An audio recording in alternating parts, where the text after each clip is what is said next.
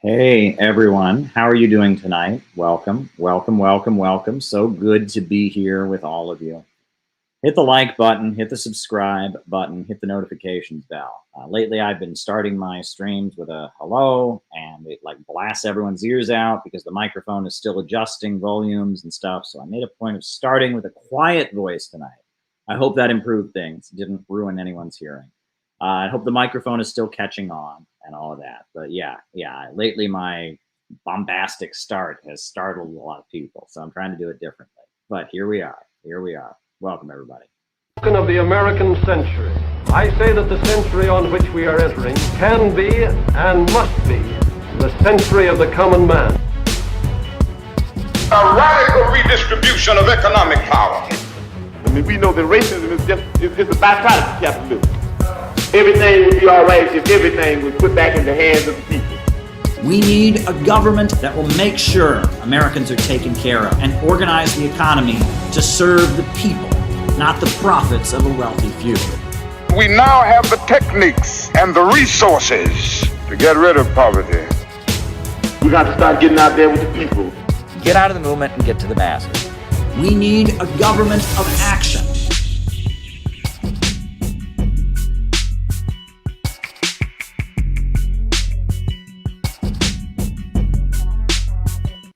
Welcome, everybody. So glad to be here with all of you. It is the last day of November, and we're going to do one last stream for the month of November. That's why we're here. So hit the like button. Make sure that you are subscribed. People are getting unsubscribed and having to resubscribe. So make sure that you're subscribed. Make sure you hit the notifications bell so you get notified when we want to do one of these. There's a super chat.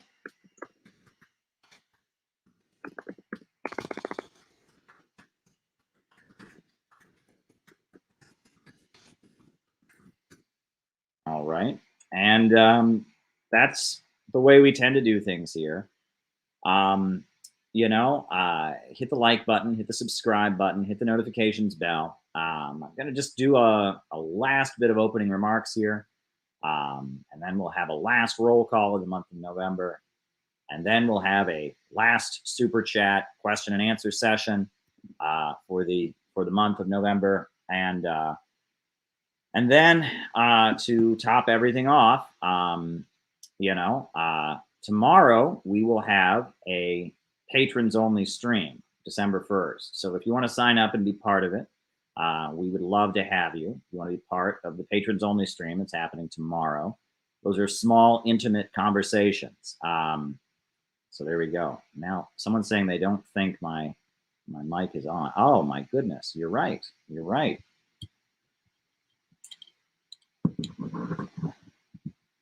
Let's see if we can get the microphone fixed here, right?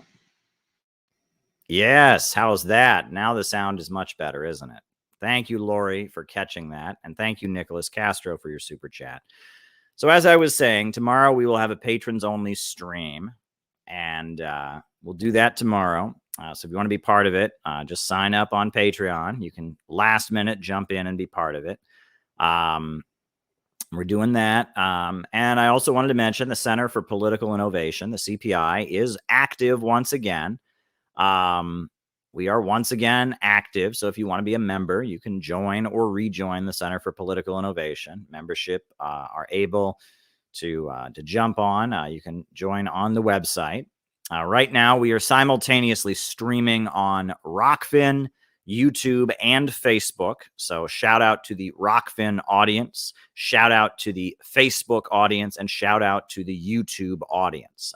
Glad you all are watching. I'm glad we fixed the sound so that it sounds better. This is going to be just kind of a laid-back stream. It's the end of the month. This is the last stream of November. So starting tomorrow will be December. I think the next time I will be streaming after tonight will be Friday when I'm bringing Bendu on. Bendu is coming on Friday. Bendu is from American Autopsy, and Friday is the night he's coming on. So that'll be the next stream. Tomorrow is just a patrons only stream that we're doing. So if you want to be part of that, sign up on Patreon. And yeah, tonight I'm just going to give my opening remarks. If you have a super chat, something you want me to talk about in the second half of our show, by all means, send me a super chat and I will write it down. And in the second half of the show, I will answer or do my best to answer your question. And then on top of that, we'll do the roll call and then we'll answer questions. So opening remarks first. Then after that, I do the roll call, and then after that, I answer super chat questions. So anything you want me to talk about in the second half of the show, send a super chat, and we will do our best to give you an answer. So tonight, for my opening remarks, I wanted to just talk about a couple things that have been on my mind. Been thinking a lot about people lately. People and human relationships and getting along with people and organizations and organizational culture and organizational dynamics. I've been thinking a lot about it. Last night, we showed a lot of clips from Fred Halstead, who was a leader of the Socialist Workers' Party back in the 1960s. He was a very down-to-earth, clear-spoken guy, 350 pounds, had worked as a bouncer in a country western club. He was a garment cutter by trade, and you saw him explaining socialism in pretty clear, laid-back language. I showed that clip because I appreciated seeing Fred Halstead, even though Fred Halstead's position on a lot of issues as a Trotskyite were not correct. He was just a basic down-to-earth socialist. He believed in socialism, and he was a friendly, personable guy, very friendly person, a very good organizer. And that comes across in the interviews. And everyone loved Fred Halstead. I just showed the one clip, and the audience lit up. And so then, in the second half of the show, we watched more Fred Halstead. And I reflected on Fred Halstead. Why did we like Fred Halstead so much? And it made me think about some of the very, very old communists that I knew. And I've told some of these stories before, but there were some very, very old communists who were still alive at the time that I first became politically active. They were in their 80s. They were octogenarians. They were older folks, but they could remember the 50s and McCarthyism. Some of them could even remember the 30s from when they were kids. And these folks were very, very, I don't know what the right word is. They were very, very together. They had their shit together. There's no other way to put it than that. They had their shit together. You look at Fred Halstead, he had his shit together. He was a calm, laid-back guy. He's on national television, on firing line. He's smoking his cigarette there. I mean, he was a laid-back kind of guy who could explain the politics in very clear language. He could patiently respond to William F. Buckley. He had his shit together. He was responsible. He knew how to deliver the message in clear words. He knew how to interact with people. There's something to be said for that. And I think about these older communists that I knew. There's one story I've told many times about an older guy who I knew who died. I won't say his name. But he was a founding member of the Workers' World Party. He'd been in the Socialist Workers' Party before that. His family had been in the Communist Party. Right? And I knew him when he was well over 80 years old. This guy was retired. He had worked in finance. He'd had some kind of Wall Street job. He was retired. He lived in New York City. And everywhere he went, he wore a Palestine baseball cap, a baseball cap with the Palestinian flag on it, everywhere he went.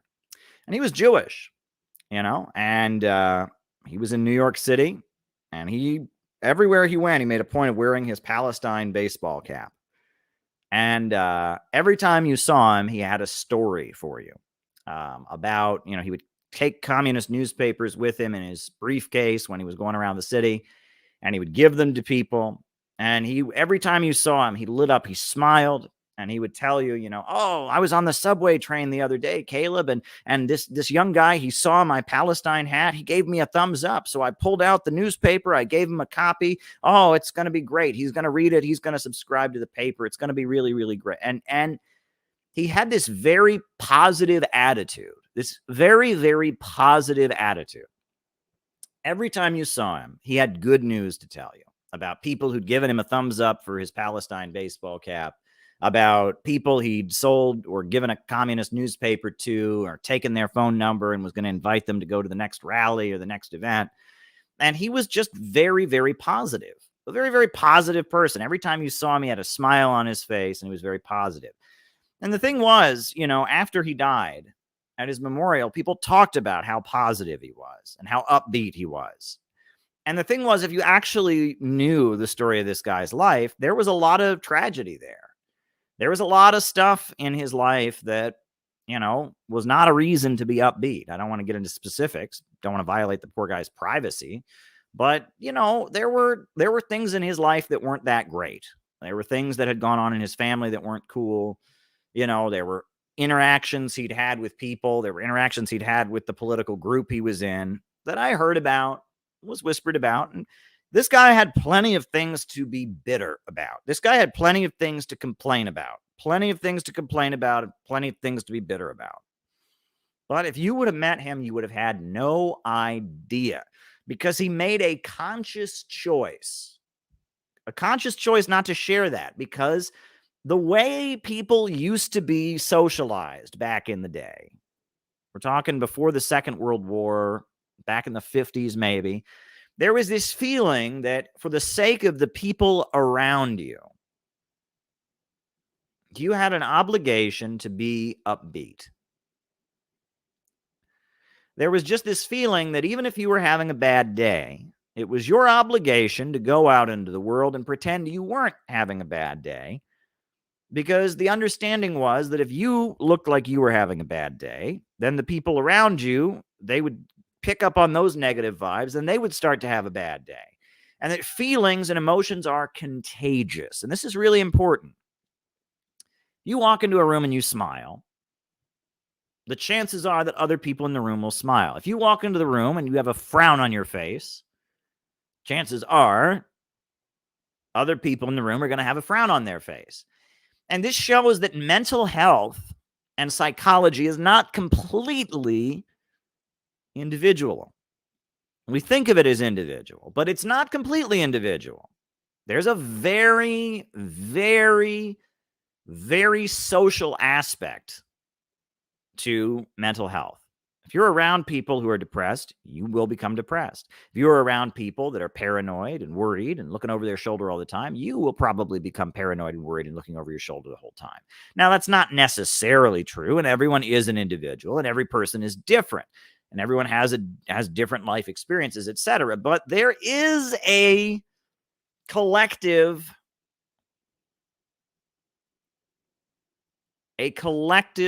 mental health. There is a non-individualist mental health. And it used to be, back in the day, people had this obligation to be optimistic. People had this obligation to have a smile on their face for the sake of other people. And I feel like people were a lot happier in those times. And that many of these old communists that I knew, they were like that. They were like that. Sorry, I'm having a cold here. And that kept them going, because these folks had been through McCarthyism. These folks had been through the Vietnam War. They had seen the Soviet Union fall. They'd experienced a lot of setbacks in their lives, but they held their own. They kept a kind of an optimistic attitude because they had been socialized that it was your obligation to kind of mind over matter, be happy. That was kind of your obligation. And that's just something that used to exist in the culture, and it doesn't exist anymore. Right? It doesn't exist anymore. And I think that's a problem. And I think about some of the older communists I knew, right? I think about, there was this woman that I made a documentary about. Her name was Frances Dostal. right? And I made this documentary about her life called Memories in Red. It's very, I mean, it was very amateurish. I was in college and she was 80 years old, and they made a documentary about her life, Memories in Red. I'll post it in the chat, and it was just, I sat down with her and I interviewed her for an hour, and she told me about her experiences growing up in the Communist Party, being in the Socialist Workers Party, helping establish the Workers' World Party. And I interviewed her, and she talked about her life experiences going back to the Great Depression in her childhood. She talked about her life during the McCarthyite witch hunts and the Red Scare. It's here in this documentary, Memories in Red, that I sat down with her. It was a long time ago, and I sat down with her, and I had such a positive memory of her, such a positive feeling about her, because she was very good at interacting with people, right? She had all of these very folksy, down-to-earth ways of explaining Marxism and socialism and communism. One time I showed her a book on the question of democracy that had been written by another socialist group, and it was like 500 pages long, and I showed it to her. She said, "Well, you don't need that book. Well, you just need to tell your, ask your coworkers if they've ever gotten to elect their boss or not. And then that'll explain how we've not really lived in a democracy." She had a very, very down-to-earth way of explaining things, right? And she talked about the workers and the bosses, and exploitation, and the capitalists, and the class struggle, and and police, and the police state, and fighting for the working class. And it was just this old William Z. Foster classical Marxist way of doing things. This wasn't the new left. This wasn't the hippie stuff. This wasn't the Frankfurt School. This was something different, right? This was that old William Z. Foster, Gus Hall, Marxist way of doing things, this working class populist approach. And I learned a lot from her. And I did that interview with her, and that interview was very productive. But I was thinking today about when she died, right? She died one year, and I had already moved to New York, so I hadn't seen her in quite some time at the time of her death. I got the news that she had died, and it was like around Christmas time that she died. So then in late January, I flew back to Ohio for the memorial service. And, there was a memorial meeting, they call it, when a communist dies, right? When someone who's a very active member of a communist party or a communist organization dies, they generally have a memorial meeting where, leaders of the organization nationally will come out to the area and give a speech commemorating the comrade who died. People will get up and tell stories of the activism that the person did. And so I went to Francis's memorial, and it was a beautiful memorial. I think there were at least 100, maybe 200 people. It was in a library, and it was in a library. They had a community room in the basement of a public library in the Cleveland area. I went to it, and there's a lot of people from other states, people from Buffalo, people from Michigan, people from Pennsylvania, all kinds of people who knew her in different ways. But they all knew her as a political activist. There were people that had marched against the Vietnam War and for civil rights with her. There were people that had marched, for the LGBT and gay rights with her. There were people that knew her as a comrade and a communist. There were people who'd worked with her when she was a nurse, and it was this whole, room full of at least 100, maybe 200 people turned out to see her. I said a few words at the memorial. Some others said some words, there was a leader of the Black Panthers. The new Black Panther Party was there and talked about some of the work that she had done over the years. And it was a big event, this memorial, and it was really great. It was really, really a great event because you got to see, when one person kind of makes revolution in their life and becomes an active communist, they can have a huge impact over the course of their lives, like a huge impact, and I remember watching this event and just all the people that Francis had influenced and taught about Marxism and taught about communism, right? All kinds of people. It was just really a great memorial. But, and here we get to the but, right? There's always a but, isn't there? You always got to say something negative, Caleb. Well, I'm saying something negative here so that we can learn from this, because this is what I'm getting at, right? Because this is what I've been reflecting on, right? Unfortunately, I can't say everything positive. At that memorial, it was a beautiful, touching memorial. But the people who put it on, the Cleveland comrades, I had left Cleveland 3 or 4 years before then, and I left Cleveland in frustration because I had been constantly recruiting people and trying to get the party to grow, and these people didn't want the party to grow. They were old. This was their little circle of friends. And I was young and I was submissive enough. I would do what they said and I wouldn't argue with them. That they tolerated me coming around, but I was recruiting people and they would never let the people I recruited join. And I had a hard time. And the party moving me to New York was like the best thing that ever happened to me, honestly. Being able to move to New York, to work with Ramsey Clark, to be part of Occupy Wall Street, it was good that I got moved to New York because New York is a much better place for me to be than Cleveland. And I was in Cleveland trying to organize the party and working at gas stations and selling my blood plasma. And it wasn't working out. And I moved to New York and things were so much better. But, the Cleveland comrades, all of them, they were all over 60. They were boomers, people who protested the Vietnam War. They weren't Francis's age. They hadn't been through World War II. They were a generation younger than she was. And they were there, and I was there, and I was really enjoying the memorial. I was seeing people, meeting people that I hadn't seen in a long time, local Cleveland peace activists, local labor people, local people that had been involved in the struggle. And I was also meeting people I'd never met before. I was really happy to be at that memorial. It was really beautiful. But they weren't. I mean, I know they had just lost someone who was very important to them, and I had lost someone who was very important to me, but it's not that they were like sad that she died. Every person who came through that door, they had some grudge against them. And I remember seeing that and reflecting on that and thinking, what's wrong with these people? I was excited to be there, and I had fought with these Cleveland comrades. We'd had big arguments in the lead up to me leaving Cleveland. We'd had big back and forths. One of them I hadn't spoken to in a long time. We'd had a big, ugly fight. So, I had fought with them, and they were friendly to me, but there was still some tension there. But every person who walked through that door had committed some unforgivable crime.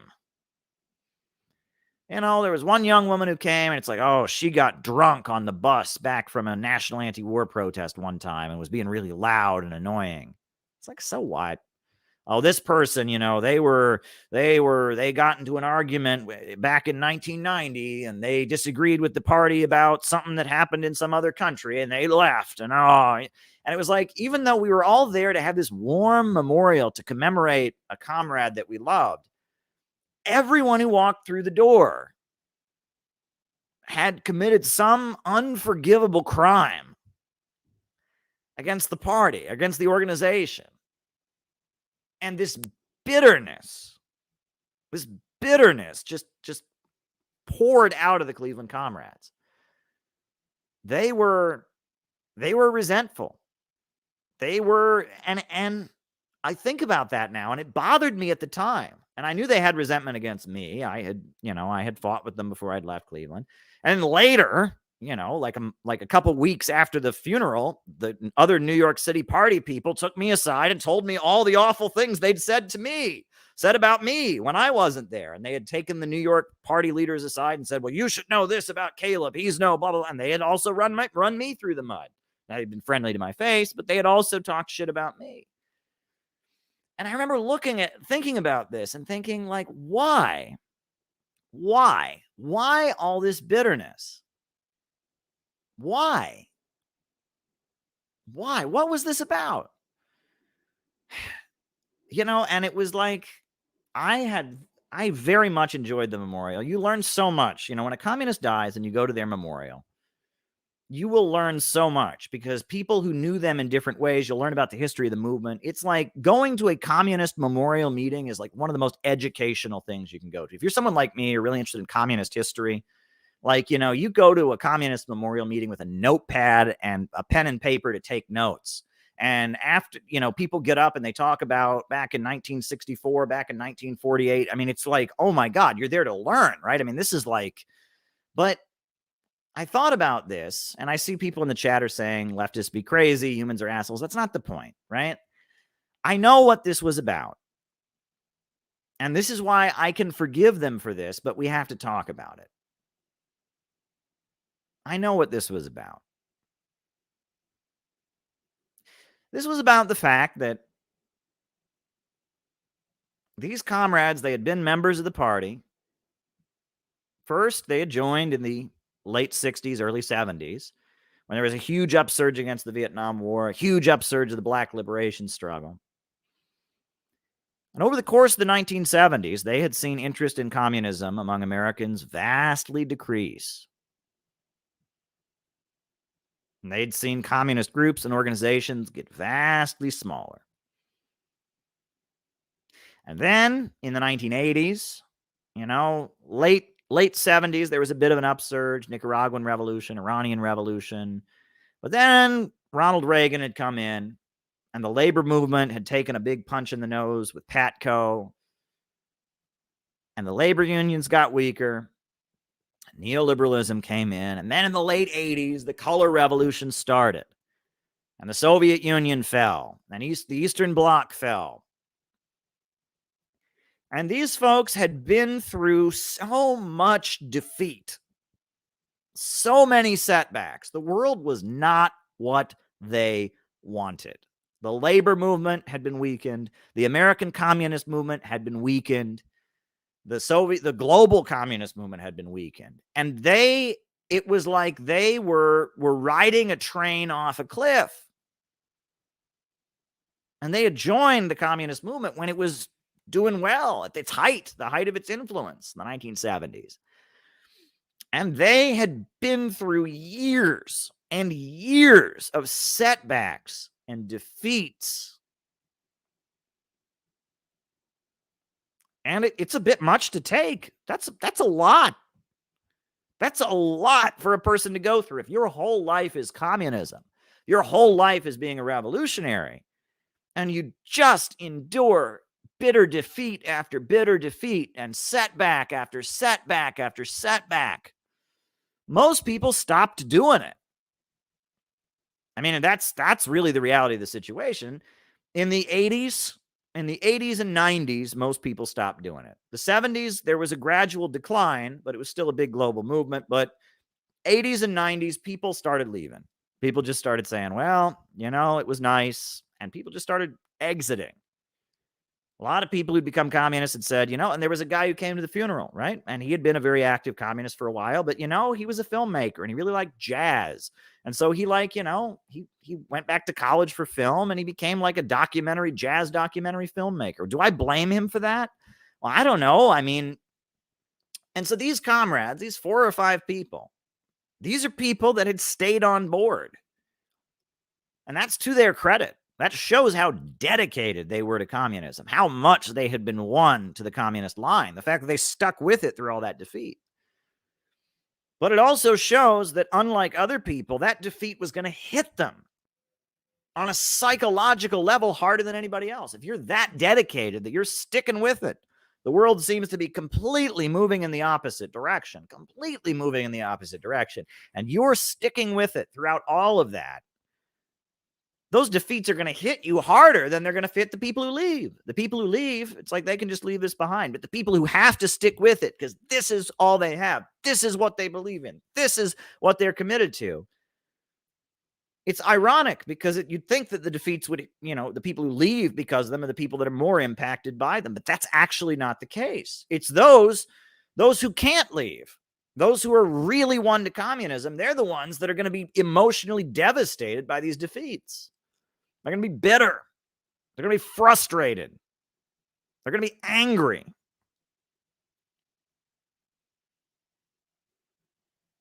And all the people walking through that door, a lot of them who they haven't seen in years, all of those people were reminders of bitter defeats that they had experienced. For me, it was a lesson in history. For me, as a young guy, a millennial, for me, it was a lesson in history. And it was an appreciation of a person who glowed with optimism, who I really love. But for them, all those people coming through the door, it wasn't about them getting drunk on the bus, and it wasn't about them quitting the party over some disagreement. That wasn't what it was about. All those people pouring through that door were a reminder of so many bitter defeats that they had suffered over the course of their lifetime. And that bitterness they held on to was very much an expression of that. And it's very sad. It's very, very sad. But when I realize this, I can forgive them. I can forgive them. Because I don't want to be like that. I don't want to hold grudges. I don't want to hold on to resentment. I don't want to get stuck that way. I don't, because it's just not worth it. It's not a good place to be. You can understand how people get stuck that way. But the reality of the situation is that, we're not losing anymore. Right now, we're winning. Communism is on the march, and we're winning right now. But in order to win, communism had to change. We are in a completely new ballpark now, and we're winning again.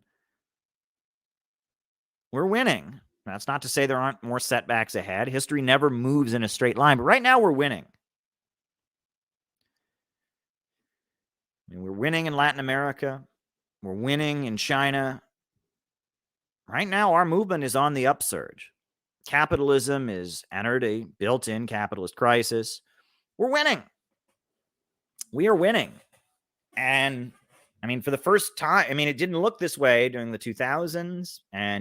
But as we enter the third decade of the 21st century, we're winning again. We're starting to win again. But you can't really see that if you don't break with the past. If you don't break with the past, you can't really tell that we're winning. If you're waiting for the Soviet Union to come back, you can't tell that we're winning. If you're a follower of Enver Hoxha, you can't tell that we're winning. If you're a Trotskyite and you believe in Trotsky's theory of permanent revolution, you can't tell that we're winning.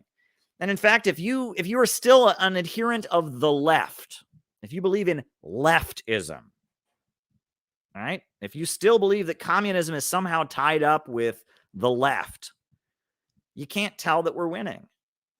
The global situation has drastically changed. It's drastically changed in the past 20 years. Bolivarian socialism has surged through South and Central America.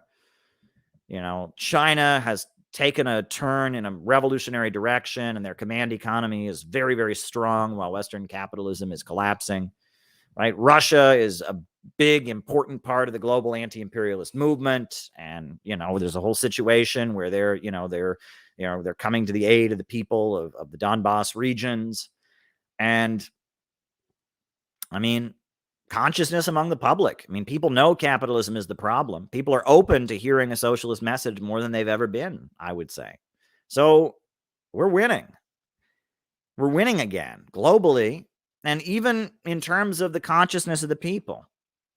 We're winning again. But the reason we're winning again is because things have changed. Things have changed. Things have changed. But in order to, I was thinking about a couple things, and this may seem random, and I'm trying to piece my thoughts together in a way that they can be of any value to you, right? You're hearing me talk right now, and you're saying, okay, Caleb, you went to a funeral, you liked it, other people didn't like it. We used to be losing, now we're winning. Like, what's going on here? I'm trying to make this into a coherent narrative, a coherent thought, but some of this may seem a little bit random. But, I have worked with the Lyndon LaRouche people. Daniel Burke is my friend. I've been over to his house before. I've met his wife and kids. They're great people. Great people. I don't agree with them. They know that. I'm a Marxist. They are not. They have their worldview, the LaRouchian worldview, which LaRouche was a Marxist, and then he went his own way and developed his own ideology. But the reason I'm working with the LaRouche people, and I will work with them, even though, I mean, on and off. I mean, I went to their conference that they had, about green fascism and China and Russia. And, I mean, I will work with them.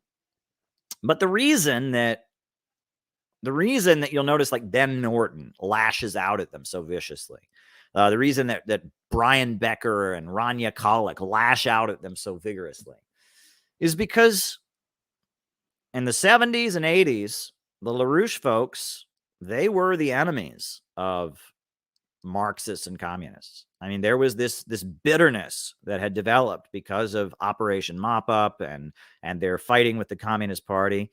And the LaRouche people were very supportive of Ronald Reagan, and they had influence in Ronald Reagan's administration with the Strategic Defense Initiative. And the left didn't much care for LaRouche, and vice versa. Well, I understand kind of what that was about, right? And I don't speak for LaRouche, and I'm not an adherent of his thought, even though I draw heavily from him. I'm working on a book now that will have a lot of quotations from Lyndon LaRouche in it, because he was very astute and tuned into world events. But I'm still a Marxist. I don't agree with their worldview, and I understand the logic of what they were doing. They thought the main danger was coming from the synthetic left and degrowth, and so based on that, they entered a strategic.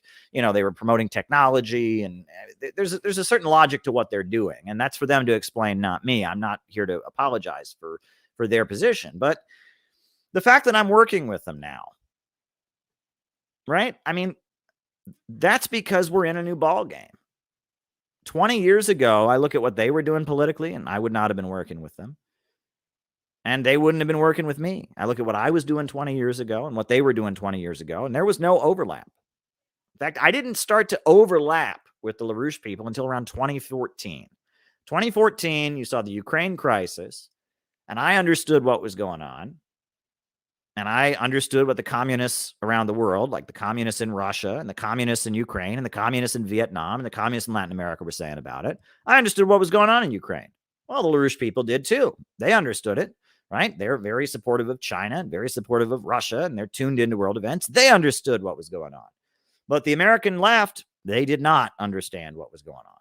The American left, as far as they were concerned, Putin is fascist, Russia is fascist. These people in eastern Ukraine that are defending World War II memorials, because somebody handed out an anti-Semitic leaflet, or Alexander Dugin, or blah, blah, blah, blah, blah. I mean, most of the left completely dropped the ball on Ukraine. LaRouche people didn't. And the global communist movement didn't. Communists around the world, as I've repeated over and over and over again on these streams, communists around the world support Russia. But communists in America don't. And that was a moment where I realized I was more in line with the LaRouche people in their view and with the global communist movement than with American leftists. That was a step forward. And then I started seeing them when I would go to events around Ukraine. I would start seeing the LaRouche people. It's because our views on this international issue lined up. They saw things the way I saw them. And mainstream leftism did not see things the way I saw them. And that's when I started being called a fascist. And I'm like, how am I a fascist? I have a long record of fighting police brutality. I'm supporting immigrant workers. But I was immediately called a fascist. And I'm just like, wait, what? And of course, all the governments around the world that are led by communists, China, Vietnam, Venezuela, they all think they're all fascist too. And things were changing. And I'm at the point where now I realize that communism is winning again, but communism has changed. I don't know if anyone's ever, there's a really dumb television show that used to be on the air with Tina Fey. It was called 30 Rock. I don't know if anyone's ever watched that. Not the best show. It was pretty dumb. But one of the like themes in the show is that she had this ex-boyfriend who was supposed to be like a loser, kind of a buffoon. Tina Fey's character, she had this ex-boyfriend. And one of the things that the ex-boyfriend did was he sold pagers. And that was the joke, right? This is the age of cell phones. Why would anyone have a pager? Like, I haven't seen a pager since the 90s. And this ex-boyfriend is walking around trying to sell people pagers in the age of cell phones. And that's the joke, right? Is that why would anyone, the age of pagers is gone. I am convinced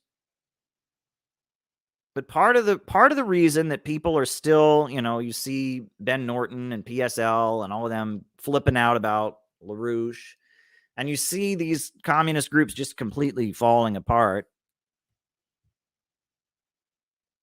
And on top of that, you see people can't wake up and realize that we're winning around the globe. It's because they're still selling pagers. They're still selling pagers.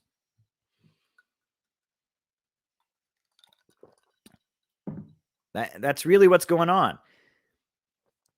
And that folks don't seem to realize the new ballpark that we're in. But before I get to that, I guess I'll just make this point.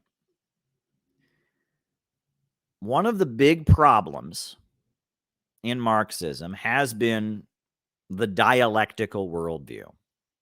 This view that change always comes through conflict. Change always comes through fighting and clashing and disagreeing.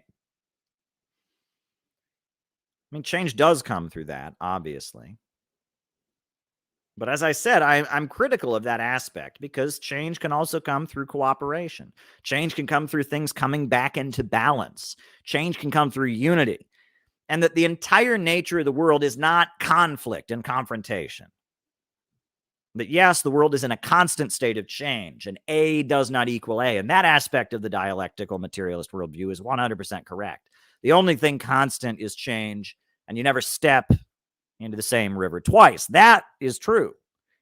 But this notion that the entire nature of reality and the entire nature of historical progress is all based on confrontation, that any balance, any unity, that's all just an illusion because it's all about conflict, that's not true. And that the ugly things in communism, the Cultural Revolution, the Great Terror, Yezhovshchina, Trotsky's theory of permanent revolution are rooted in that. And the reason that, the Soviet people rejected permanent revolution is because they'd lived through the Civil War. They'd had enough of the conflict and the firing squads and the executions and the military stuff. And they were ready to have things come into balance. And the strength of socialism in one country under Stalin was not that everyone was fighting with everybody else, but rather that people were working together, rather that there was some level of balance or restoration that was achieved. And that was the strength of socialism in one country. And that's what enabled Stalin to industrialize the USSR and make it into a superpower.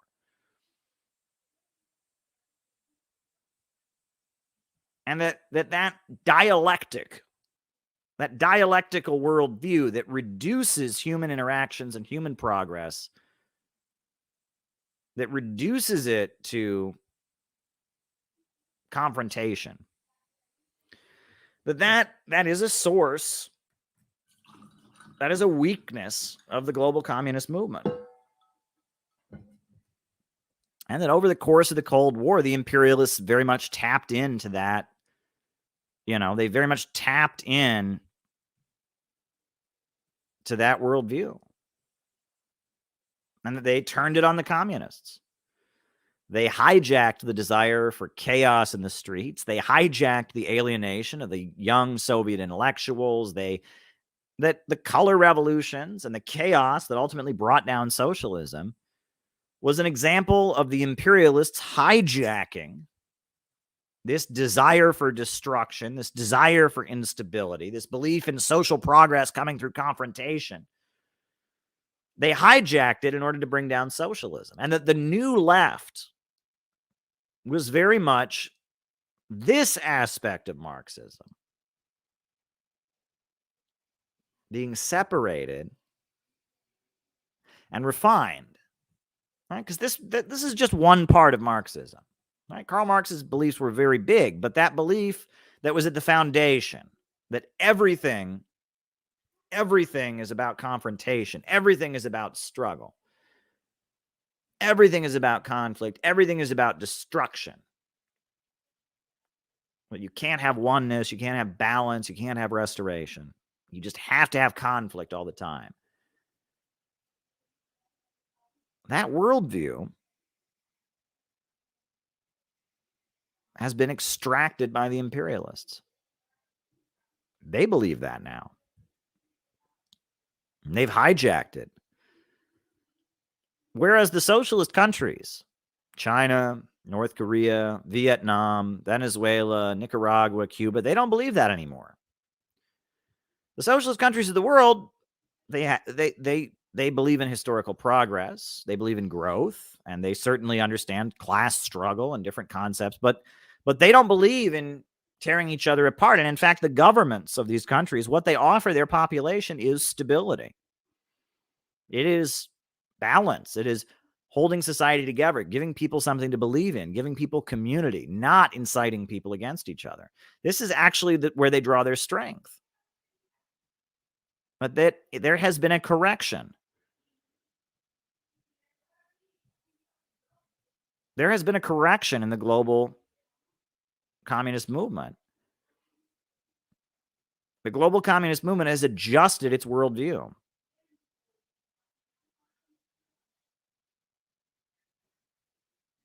The global communist movement has adjusted its worldview. It no longer has a viewpoint simply based on confrontation.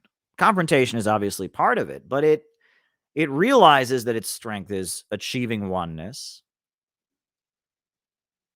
And the global communist movement has changed.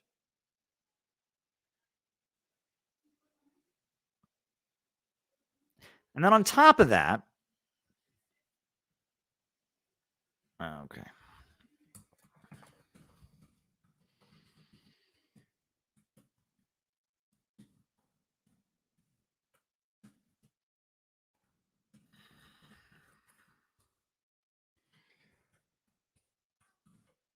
On top of that,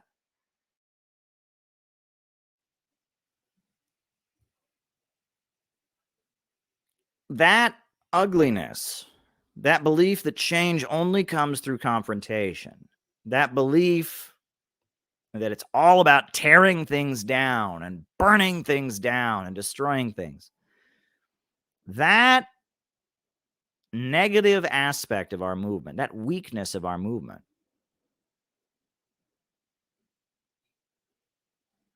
that has been extracted by the imperialists. And it has been turned into a great menace. A great menace that is threatening human civilization. Wokeness is not Marxism by any means, but wokeism is extremely dangerous.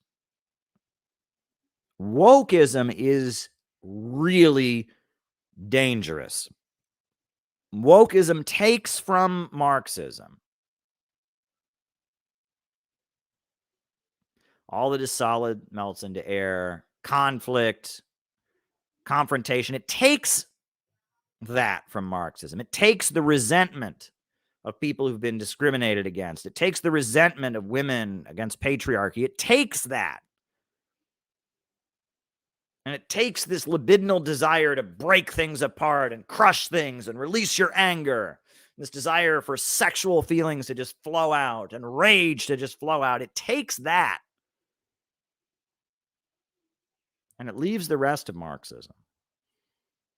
And in fact, it believes in capitalism. In fact, it rejects almost every other aspect of Marxism. It rejects historical progress. They want degrowth. They want civilization to move backwards.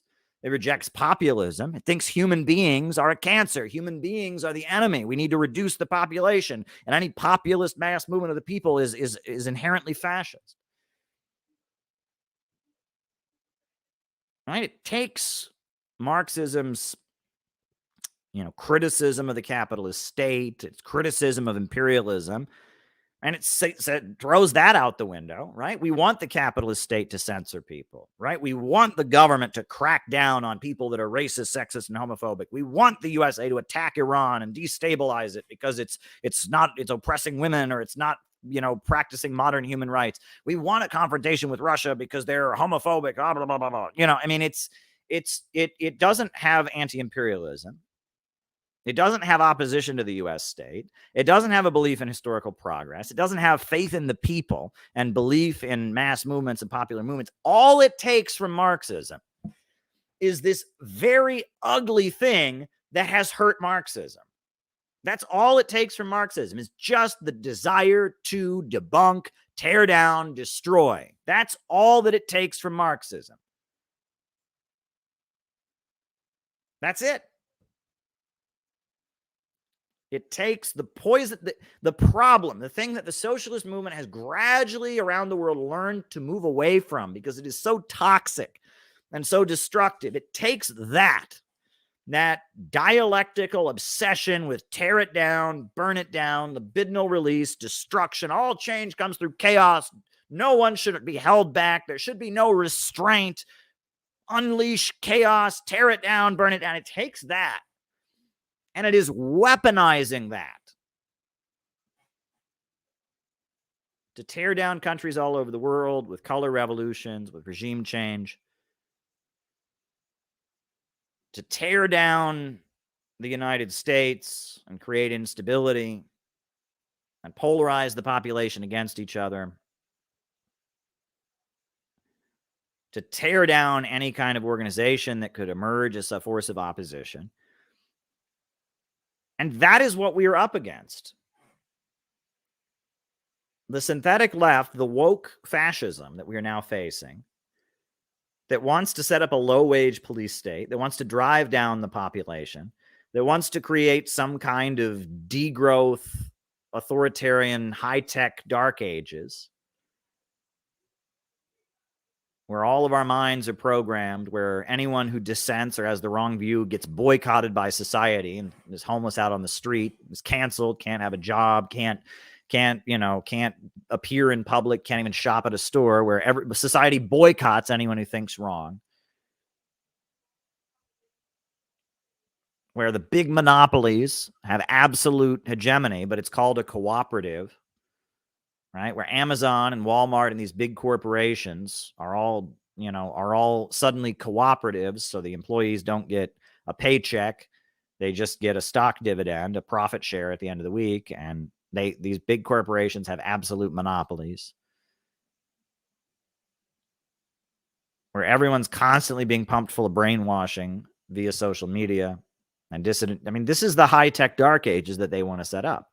And they openly are anti-human. They want to drive the population down, and they want all-out war against anti-imperialist states.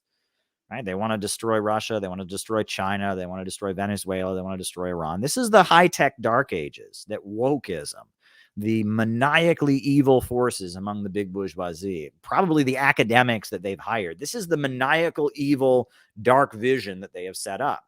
They have a blueprint for some kind of weird 21st century degrowth fascism that looks a lot different than 1920s and 30s fascism. It's not talking about the supremacy of one race.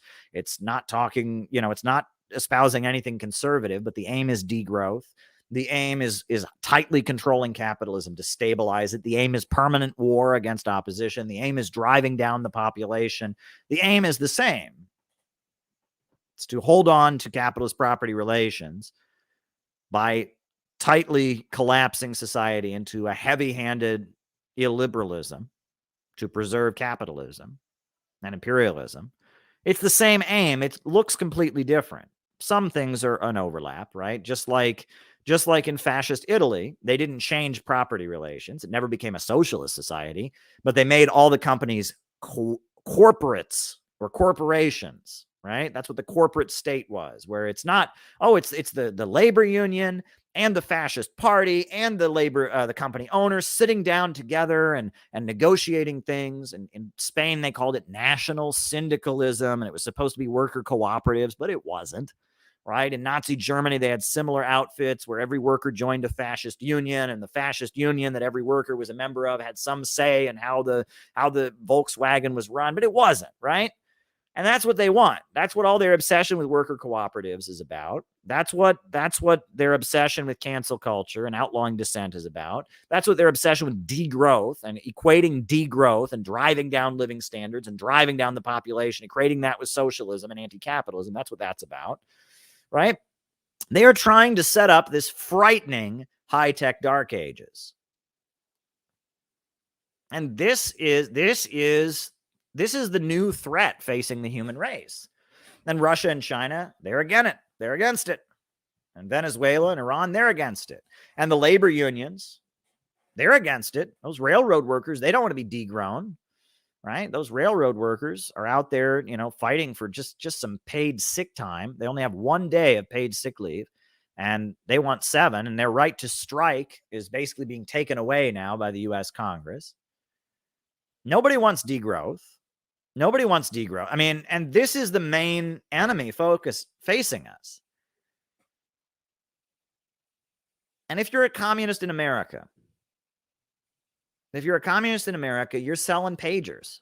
And if you're still doing what people were doing in the 70s, if you're still doing what people were doing in the 80s and the 90s, even what people were doing during the Bush years, you're selling pagers in the age of cell phones. Communists in America have all done one of two things.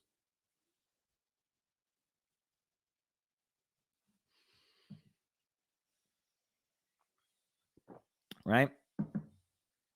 Some of the groups, the Communist Party, the Workers' World Party, the PSL, they have been absorbed into wokeness. They've just become a wing of wokeness. And eventually wokeness will destroy you. Right? Wokeness is a poison pill. And eventually it will destroy any organization. The Workers' World Party, they were at a turning point in 2015, and they went all in with wokeness, and wokeness destroyed their organization. And the Communist Party, wokeness has really weakened and caused them to fall apart. I mean, talk to anyone who's recently been kicked out of the group, and they'll tell you how dysfunctional it is and how little is actually getting done and how internally it's just a circular firing squad.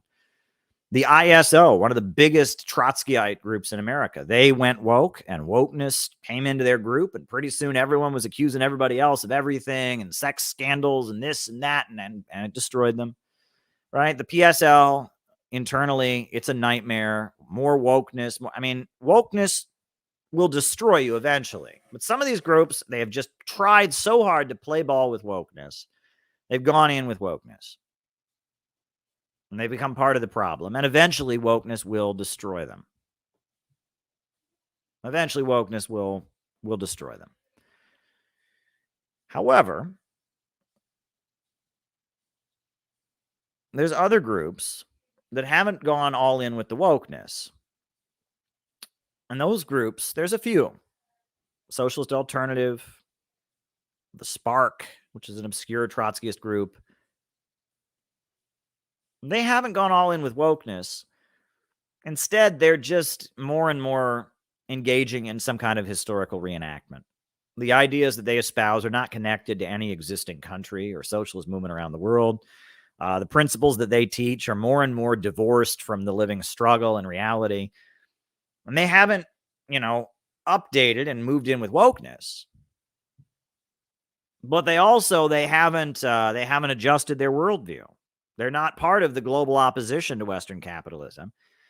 They're just going through, they're reenacting the 1920s. They're reenacting the 1930s. And they're going to become more and more irrelevant as time goes on. As time goes on, they're going to become more and more irrelevant because the beliefs that they have are going to become less and less in touch with the rest of the world.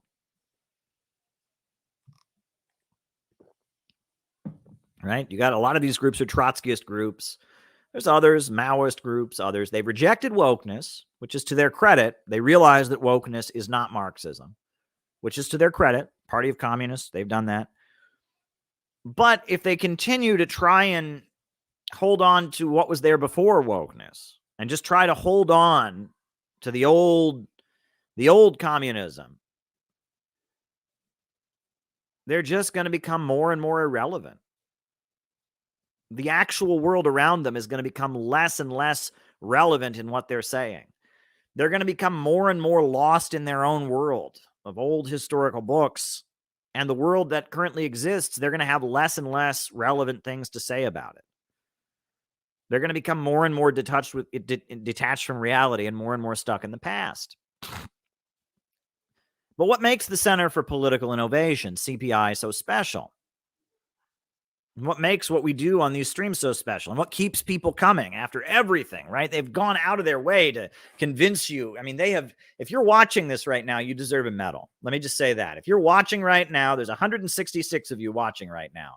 If you're watching this right now, you deserve a medal because there have been thousands, probably hundreds of thousands of dollars, maybe even millions of dollars spent to convince you not to watch this.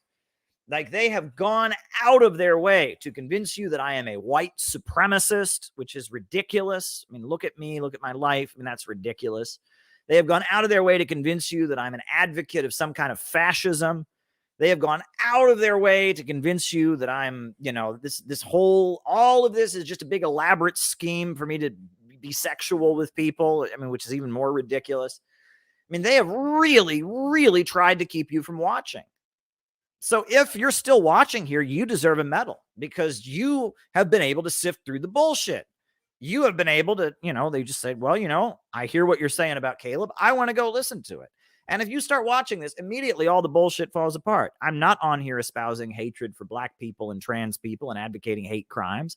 I'm not on here, pushing fascism. And this is certainly not a very sexual stream at all, right? A lot of people, well, never mind. Anyway, but, it's like it's clearly not what it's espoused to be. But there's been millions, if not hundreds of thousands, if not millions of dollars spent, hours and hours spent. There's whole Twitter accounts that are just obsessed with how can we lie about Caleb in the most effective way. I mean, there's a lot has been done to make sure you're not watching right now, to try and prevent you from hearing this, and you're here. And that is to your credit. That is absolutely to your credit. And I admire you for that. And it takes bravery to be here. It's not just a matter of intellectual curiosity and honesty. It's courage. You said, no, I am going to find out for myself. I am going to read Caleb's books for myself. I'm going to get on and listen to that stream for myself. And you came here and you learned the truth. And that is to your credit. But there's a reason that we've been so targeted. It's because we're not holding on to the past and becoming irrelevant, and we're not woke. We are on this stream in touch with the global forces of opposition. The way communists talk in Russia, the way communists talk in Venezuela, the way communists talk in China, that's the way we talk here. We are the U.S. incarnation of the global city building tendency. And that's why we're here. That's why we're here. And that's why we're pioneers. That's why it's called the Center for Political Innovation. Innovation means we're innovating. We're doing things that have not been done before.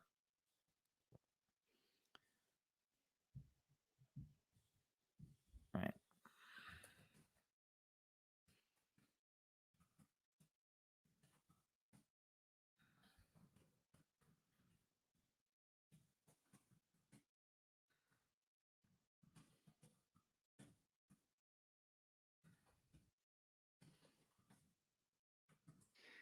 We're blazing new trail here. We are cutting our teeth on a new piece of meat. We are doing something that hasn't been done before. And it's certainly important what we're doing. Certainly important what we're doing. And it's very, what's the word? It's very ambitious on our part. Who's to say we're up to the task? I mean, we're doing the best we can, but we're not claiming that we're Supermen. We're not claiming to have the source of all knowledge. We're not claiming that we're infallible. We're just seeing what's in front of our eyes and trying to piece together the truth and get something done to stop imperialism, to stop the wars, and to mobilize the working class against the capitalist crisis at a time when everyone seemed to have lost their way. We are updating Marxism for our time. We decided not to sell pagers anymore. We're getting into the cell phone business. We're not trying to sell pagers. We're getting into the cell phone business. We're in the 21st century, and it's not easy, and it's difficult, and it's hard, and it's stressful. But I want to just just end these opening remarks, which are just, this is just all the stuff I've been thinking about. I stay up late at night thinking about this stuff, folks. This is the stuff that I'm thinking about when I'm walking down the street. This is the stuff I'm thinking about when I'm exercising at the gym.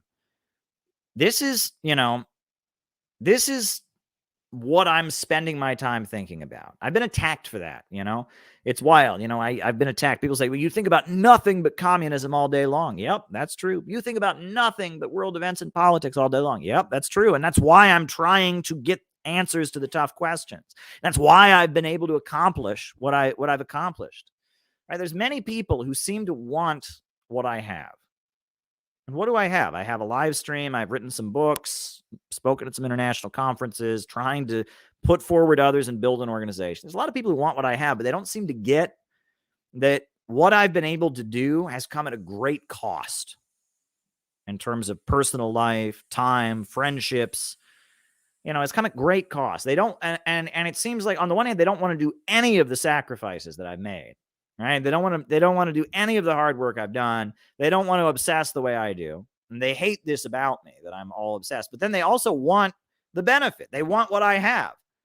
Well, the two go together, my friend. The two go together, and these people don't seem to get it, right? And there's so many people, and this was, my favorite. As the scandal and all that happened, there were a number of people who were convinced that me disappearing temporarily or permanently would somehow de facto make them the new me. Doesn't work that way. And first of all, it's not a competition.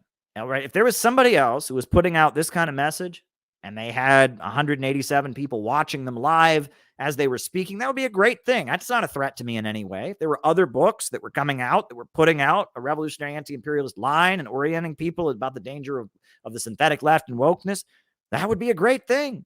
Like, there's nothing, it would not be a loss for me in any way if somebody else was out there doing this and doing a good job of it. I would have not lost anything. But there were a number of people that were convinced that somehow me going away would lead to them like stepping up to become the new chosen one. And it's like, doesn't work that way. Does not work that way. I didn't get where I am because somebody died. Somebody died and I like stepped in and I filled their shoes. Now I am the leader. It doesn't work that way. It doesn't work that way. If you want what I have, you got to do what I do. You got to stream every night. You got to write books. You got to build relationships with people. You got to learn to tolerate other people's bullshit. You got to go into situations where it's going to cause anxiety. You got to learn to forgive people and deal with other people's fault. I mean, it's like the way I've gotten where I've gotten is by doing it. I didn't wait for anyone to give me permission. I didn't wait for anyone to dub me. I now dub ye Caleb. It didn't happen. I just did it. If you want to do what I do, just do it.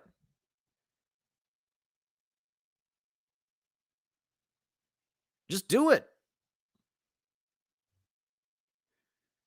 No one's stopping you. If you want to do what I can do, just do it. Right? And if you want to do what I can do, you don't want to do what I do, you want to be in the situation I'm in, just do it. I mean, but people don't seem to get that. And the thing is, this is the conclusion that I've come to. I've come to this, and I don't know how to say this, how to express this in any other way. And I'm concluding my opening remarks. This is all just like off the top of my head. I thought about this a little bit beforehand, but again, back to the funeral that I was talking about, the memorial service, where everyone who walked through the door had committed some unforgivable crime. Right, about how LaRouche, right? The fact that I would talk to LaRouche because LaRouche was so hostile to the Communist Party and vice versa. All of this. Folks, you need to learn to forgive people. We all need to learn the art of forgiveness. We need to learn the art of letting drama go. And we need to start viewing it as strength, not to call somebody out, but rather to restore the relationship. When someone does something bad, someone does something that makes you angry, if you want to impress people, if you want people to be impressed with you, don't impress people by calling them out. Impress people by restoring your relationship with them. That is a real test of strength as a leader. Not your ability to call someone out and condemn them, but rather your ability to find somebody you disagree with, somebody who you've had a harsh disagreement with, and still be able to collaborate with them to achieve a big goal. That is what political strength looks like. The ability to look past someone else's faults and find their strengths and utilize their strengths to achieve your goals. That is real strength. Right? They talk about this. If you read books on managing, about how to be a manager on the job, a good manager at any job, right? I mean, we're talking fast food, anything. A good and effective manager is not somebody who goes around to his employees and realizes what they're all wrong about and can point out all the flaws of the people who work for him. That is not an effective manager. An effective manager is somebody who knows the flaws that his employees have and figures out ways to get around them or work with them or maneuver in order to have his employees still be very effective in what they do, despite their flaws. People that succeed in business, people that succeed in organizing, it's about finding other people's strengths.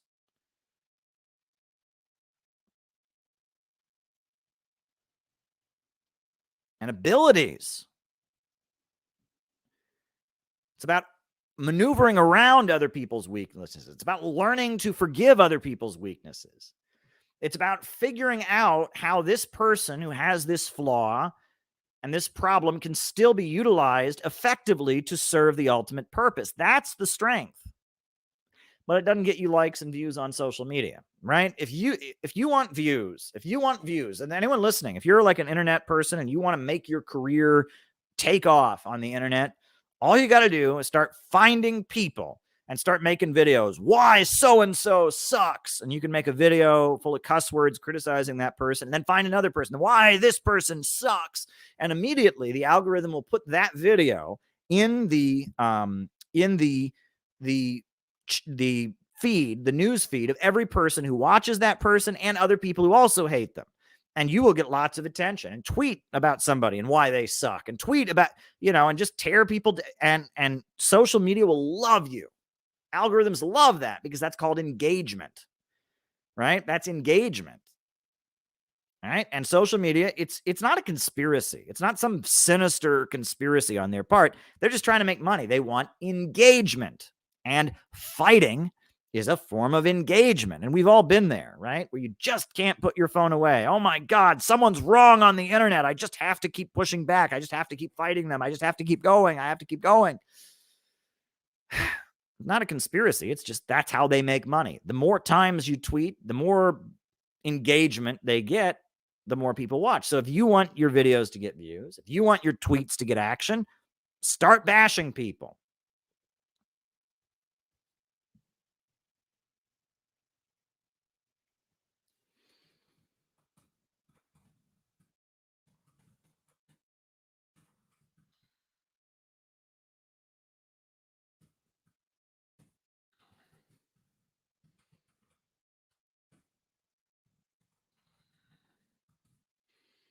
Bashing people, right? If you want attention.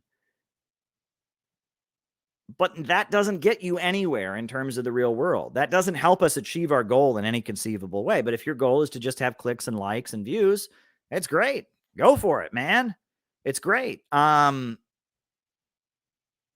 It's tremendous. It's awesome. But really, like, you know, the more we can forgive people, the more that people that we used to fight with can be our friends, can be working on the same projects as us, the stronger we are. And it doesn't seem that way. Right? That's not how things appear. Right? People want to fantasize that they are Lenin. Right? And they've read the biography of Lenin where Lenin exposed this line, and Lenin exposed this line, and Lenin exposed this line. Right? And they have it in their head that they're going to go around and they're going to show that they know the most, and they're going to expose this person and expose that person and expose this person and expose that person, and everyone will see that they know. And it does not work that way. It doesn't work that way.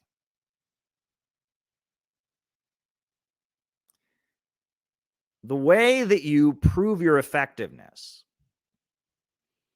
the way that you show that you are an effective organizer, is by your ability to find people, recognize their limitations, their strengths, their weaknesses, and still work with them to get things done.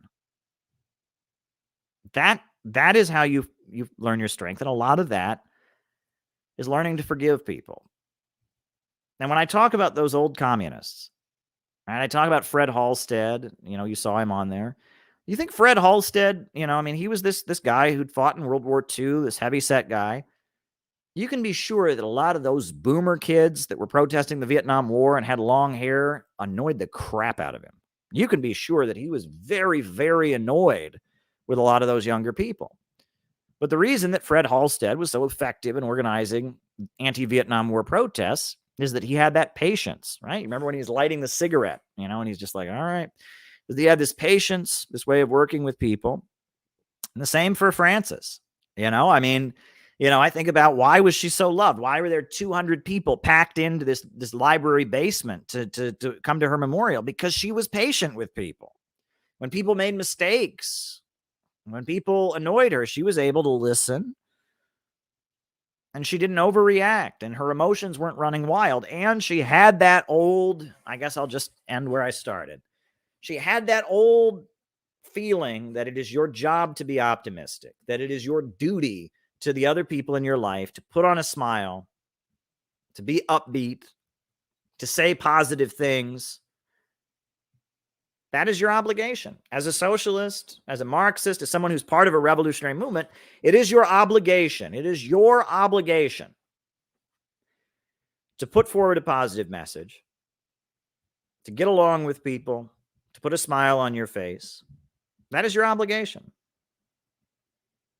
It is your obligation, even when things are difficult, even when you're frustrated with people, to be as positive and optimistic as you can be, in order that other people can get those positive vibes and they can be positive. And the more that people do this, the easier it's going to be for you, and the easier it's going to be for everybody. I'll just tell you this story, and then I'll end. I was part of the Workers' World Party, and the Workers' World Party was an old, dying organization. But there was one moment where suddenly they came alive. And that was right after Occupy Wall Street. In the aftermath of Occupy Wall Street, after the park had been cleared, Occupy Wall Street was like the biggest leftist demonstration thing that had happened in years. And in the aftermath of Occupy Wall Street, all of a sudden the party came alive. And we had a campaign called Occupy for Jobs. We were demanding full employment. And suddenly all these older folks who hadn't been politically active, had gone to a meeting like once a year, suddenly they were at the office every day. And they all had smiles on their faces. And we were building this Occupy for Jobs demonstration. And suddenly there was positive energy everywhere. And what I realized was that was what the organization had looked like in the 80s. That's what the organization looked like in the 70s. That because of the big upsurge of left-wing activism, because of the big upsurge of anti-capitalism, these boomers, something snapped in their mind. And they remembered the good old days. They remembered the 70s. They remembered the 80s. And I remember all of a sudden they were at the office every day. These retired folks, they were getting up in the morning and coming to the office, and we were painting banners every day. And whatever criticism and grievances we had, we forgot about. And everyone was excited about making our big demonstration in January of 2012 in the aftermath of Occupy Wall Street. And it was, there had been an upsurge. And that upsurge, for a moment, snapped them back into the consciousness of a time before when they'd acted optimistic. And that's important. And it was having a date, having something to work for, having something to campaign around, having a date you're building for, also having the momentum of a global movement of kind of suddenly there was an atmosphere that like, oh, wow, there's some kind of anti-capitalist atmosphere, some kind of anti-capitalist movement is in the air. That is very, very important. It's very, very important. And so that's why I'm really glad that we have a date. You don't know what the date is now. You don't yet know what it is, but we have set a date in March for our next CPI conference. And that date will be announced probably in January. We have a date. And on top of that, we are working around a project around the Korean Peninsula, which hopefully will be announced soon. Different ideas are being floated, different proposals. And my purpose and my hope is that as we start to get into motion again, and as we have a date, as we are counting down to that date, we can snap into that optimistic mode where we're all trying to make the date, the conference, as successful as possible. We're all trying to make the campaign that we eventually piece together around the Korean Peninsula as successful as possible. We're all being optimistic, and we're all striving for restoration, for that feeling of oneness and community that comes from working to achieve a goal, a collective goal. That's what I'm hoping we can do. And I'm hoping that we can learn to be patient with others, learn to forgive people. I'm hoping that people who maybe have, made us mad over the past few months can start to get over their resentment. And I'm hoping that with our momentum and with our desire to get things done, and with the atmosphere in the world changing, with anti-imperialism on the rise, and 21st century socialism on the rise, and wokeness being just roundly rejected, the population has never hated wokeness more. I'm hoping that in that atmosphere, some of those positive vibes, some of that optimism can once again return. So there you go, folks. That was a lot longer than I thought it would be. But those are my opening remarks for tonight, and I hope people found them insightful. Just a few thoughts on organizing and organizational activities, politics, etc. So hit the like button, hit the subscribe button, hit the notifications bell. If you would like to be part of our patrons only stream that is happening tomorrow, by all means, sign up last minute on the Patreon. If you want to be part of our organization and be part of the Center for Political Innovation, please join on the website. We are up to 57 members have rejoined, so there we go. But more are always welcome. And names and locations, folks. Names and locations. I will call you out as I see you. Names and locations. Who is with us? Names and locations. Names and locations. Who's with us? Names and locations. All right. Meredith and Quinn in Eatonville, Washington. Lynn says, great opening remarks. Tristan in Maryland. Shout out to you. Lawrence in Chicago. Anthony in Fort Worth. Ryan in Oakland. Ish in Los Angeles. Chester in England. Rice in Adelaide, Australia. Jared from Virginia. Timoshenko in St. Louis. Elizabeth in Portland, Oregon. Shout out to you. St. David's, Bermuda. Ryan in Kansas City. Klaus, Baby Gourmet Klaus in Germany. Freezing, Oklahoma. Lori. Christian and Mary Jo in Bergen County. Shout out to both of you. John McCarthy in Chicago. Redneck Red in West Virginia. Molly McGuire in Orange County, Liam in Auckland, New Zealand, Indianapolis, Jenny freezing in Cincinnati. Wow. Northwest Indiana, Jordan, very, very, very good. Cervatus in Indianapolis, Los Angeles, Klaus in Germany, Kirby in Chattanooga, Liam in Auckland, Jake from Sakovs, Sarah in Idaho. I love it that your checks are back. Well, thank you, Sarah. Mo and Danielle in Pomona, California. Welcome, welcome, welcome. Gala is freezing in Texas. Wow. Shout out to you, Gala. Balthazar is in Oakland, right? China and now Russia will not have Google Northern California. I do not know what any of that means, but that's okay. That's okay. You all, one thing about this chat is we are very tolerant. As long as people aren't in here spamming or talking smack, we generally allow people to do things. I have no idea what that comment about, we got tropical Minden out of frozen Midwest. I don't know how you do it. I am not a winter person. So there you go. We got Cleveland Pirate Alex, Isabel in moist Toronto, Micah in Las Vegas, Jenny Lynn, San Diego, Caitlin from Chicago. Glad you're watching, Caitlin. San Diego County, right? We got Ja Kwan Wu, right? Carl in Washington. Very, very, very good. Very, very, very good. Excellent. Auckland, New Zealand. Stephen Clearly. Very good. Very, very good, folks. Very, very good. All right. So now I'm going to answer super chat questions. First super chat question. Was Enver Hoxha dogmatic in his application of Marxism? Dogmatic is not the word I would use. Enver Hoxha was the leader of socialist Albania. Albania was one of the only countries in the world, the only country in the world, to side completely with China when China cut ties with the Soviet Union. And so they cut ties with the Soviet Union as well. Then in 1978, they cut ties with China, and Albania spent from 1978 until 1993, when the communist government was overthrown. Albania spent the final, 10, 15 years, 20 years. It spent the final bit of its socialist period, isolated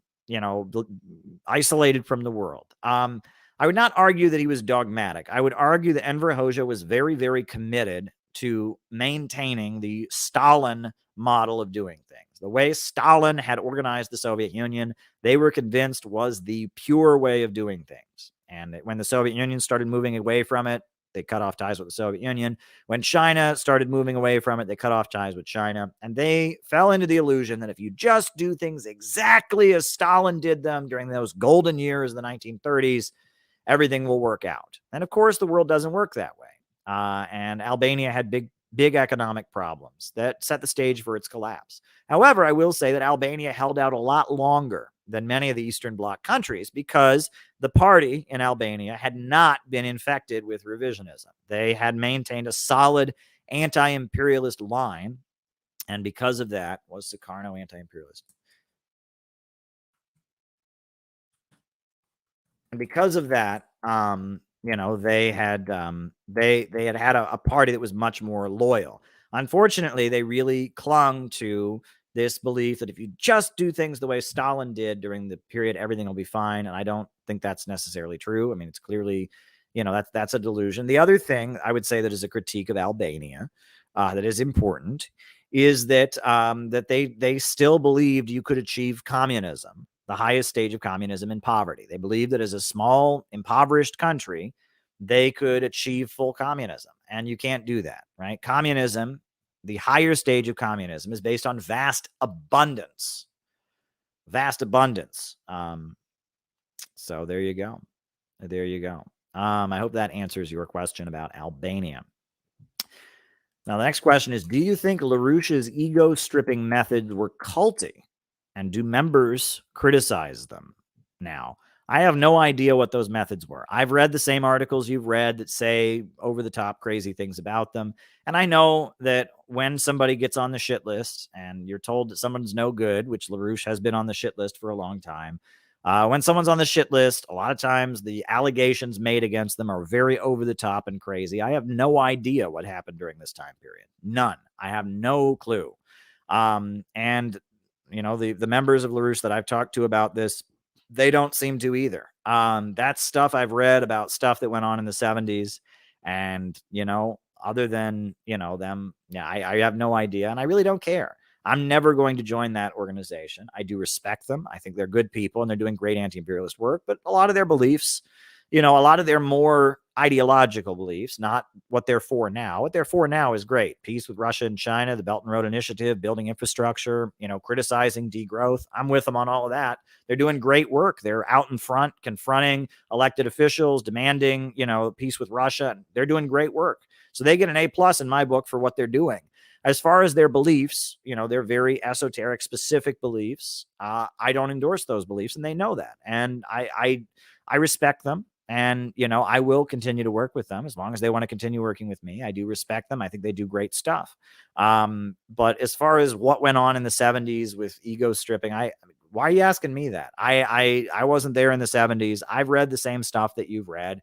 And, again, a lot of the things that are written, I'll just throw this out there, right? And again, no one wants to hear this, right? And this isn't a defense of LaRouche even. This is just an overall criticism, okay? One of the people that I have harshly criticized is Dr. Steve Hassan, who is this cult expert, this cult guru. He's all about, opposing cults, right? And he has written stuff about the LaRouche people. It's awful. That is not true. And he's written stuff about a lot of organizations that is not true. And part of the way he gets his over-the-top allegations about organizations is that political organizations, religious organizations, people join them and people are unhappy with what is there and they leave. That is a routine thing that happens, right? When I was in the Workers' World Party, the amount of people who joined the party and left the party while I was in the party was massive. The amount of people who joined CPI and left CPI, massive.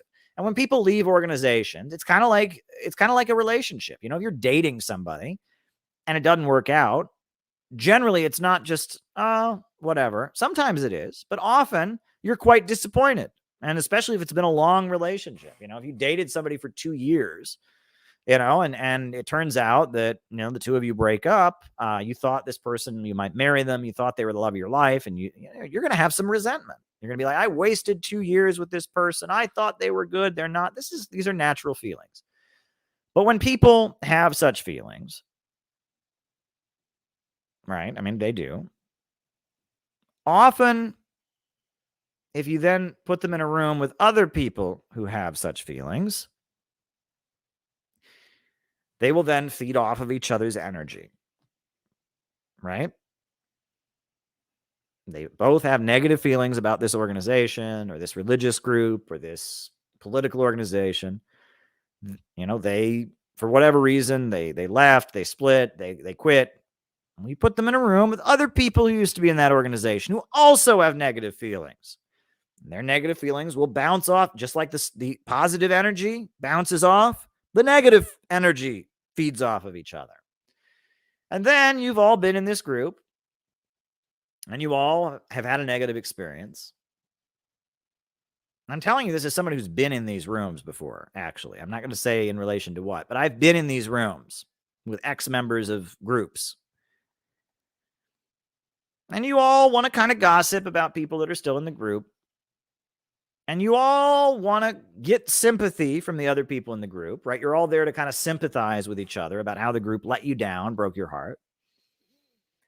And on top of that, you all want the other people to be like, whoa, I can't believe that happened.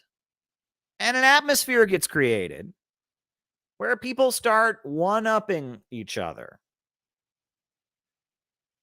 with stories about how bad the group was. And that is how Steve Hassan gets his screeds against various religious and political groups, as he gets ex-members together, people that have been hurt by the organization, and he gets them together with other ex-members. Imagine, right?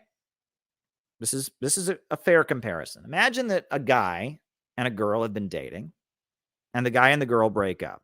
Imagine then getting the girl that's been in a relationship with this guy and they broke up, they broke each other's heart, and putting her in a room with every ex-girlfriend the other guy ever had and just leaving them there. Now, what is going to be the result of the atmosphere created in that room? Is that guy, is the version of events, and if you locked all the ex-girlfriends of that guy in one room and you handed them a notepad right? You handed them a notepad and you said, write a biography of your ex-boyfriend, of your collective ex-boyfriend. Do you think that the document they come up with is going to be a fair assessment of that guy? Do you think that document is going to, just kind of fairly assess his strengths and weaknesses and flaws? No, no, no, no, no, no, no, no, no, no. They've all been dating this guy. This guy has not been the right guy for all of them for various reasons. And these are all different people. But you're going to take all the negative energy of all these different people and you're going to combine it into one place. You are going to get a caricature of that guy that is so ridiculously over the top and negative. It'll be like, and that's how these kind of things work. And I have been in this room. I've been on the other end of this, folks. I was in a group that I will not name, and I had a falling out with them. And I was in a room like this at one point. And I was with ex-members, and we were all one-upping each other and how bad the group was. And things get way out of control, right? And a lot of what Steve Hassan does in his ex-cult literature, a lot of what he writes is malarkey. And he's not lying. He just gets people that are emotionally upset about an organization that they've invested years in and all of that not working out. And he gets them in a room and all their negativity comes out and it builds and it builds and it builds. And pretty soon you have a picture of an organization, a picture of a religion, a picture of a political group that is so ridiculously over the top that, that's what you come up with. So, you're asking me about this stuff that was written about Lyndon LaRouche in the 70s. I don't know what actually happened. What I do know is I have been told things about the LaRouche people that is just ridiculous. That's utterly ridiculous, right? They deny the Holocaust. No, they don't. That's ridiculous, right? There's no source for that. There's no facts. It's just something they always say to make them look bad, right? There's other things that are said. And I also know that rooms like this are created where they gather people together and get them to one-up each other in their horror stories. And so, it's very possible that something happened. Something that was a poor decision happened. Something that was misinterpreted happened. And the version of events that you are getting is carefully written by people that have a negative agenda. And I've learned, actually, I have gotten to the point that I really want to omit the word cult from my vocabulary because it's really not a word that has any real definition. There are groups of people. Human beings organize themselves into groups. Political groups, religious groups, corporations, businesses, political parties, veterans associations, fraternities, sororities, baking clubs, nature hiking clubs, yoga studios. Humans organize themselves into groups. And there are groups come in all different shapes and sizes. Some groups have a huge amount of cohesion, and some groups don't. Some groups you can do your own thing, and some groups have a huge amount of cohesion. Also, groups have different layers of hierarchy within them. Some groups are very hierarchical. There are ranks, there are designations, and other groups, you walk in, you walk out, everyone's equal and all of that. And that's all there is to this. And yes, when human beings are in groups, they tend to conform to the group. There tends to be a group attitude. That's true, right? And groups tend to have an atmosphere that reinforces certain beliefs, and groups tend to have an atmosphere that doesn't reinforce certain beliefs. And these things all happen, okay? But there's no line you can draw and be like, well, when a group starts to do all of this, then it becomes a cult. There's no line you can draw there. And let me throw this out there. You know what group is definitely a cult? It is absolutely a cult if you're going to play the game of cults. The U.S. Army. The U.S. Armed Forces. You join the military. They take you away from your family, away from everyone you know, away from all your friends. They take you someplace and they sleep deprive you. They prevent you of sleep. You do hard exercises all the time. They induce a psychological breakdown. They tear you down psychologically and build you back up again into this new personality that is part of a group, and they train you to go out and die,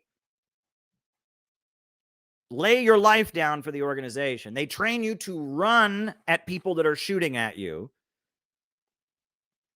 Anyone who's been through Marine Corps basic training, U.S. Army training, if that is not brainwashing, if that is not a cult, what is? But I don't see them ever trying to end that. They all understand, well, the United States is a country and we need to have an army, and, other countries have armies, and so they're all fine with it.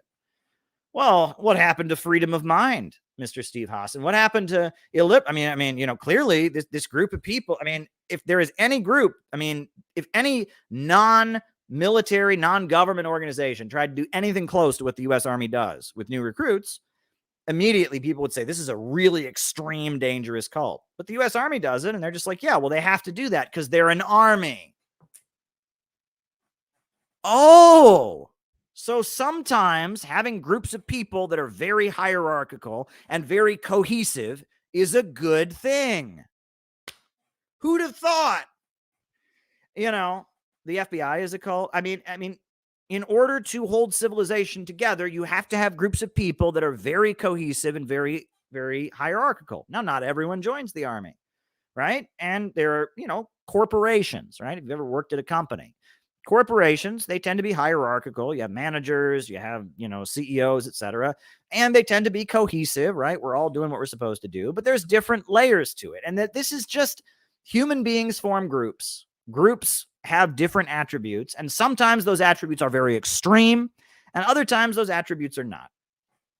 That's really what it gets down to. And this whole cult thing, this is McCarthyism 2.0, right? All right.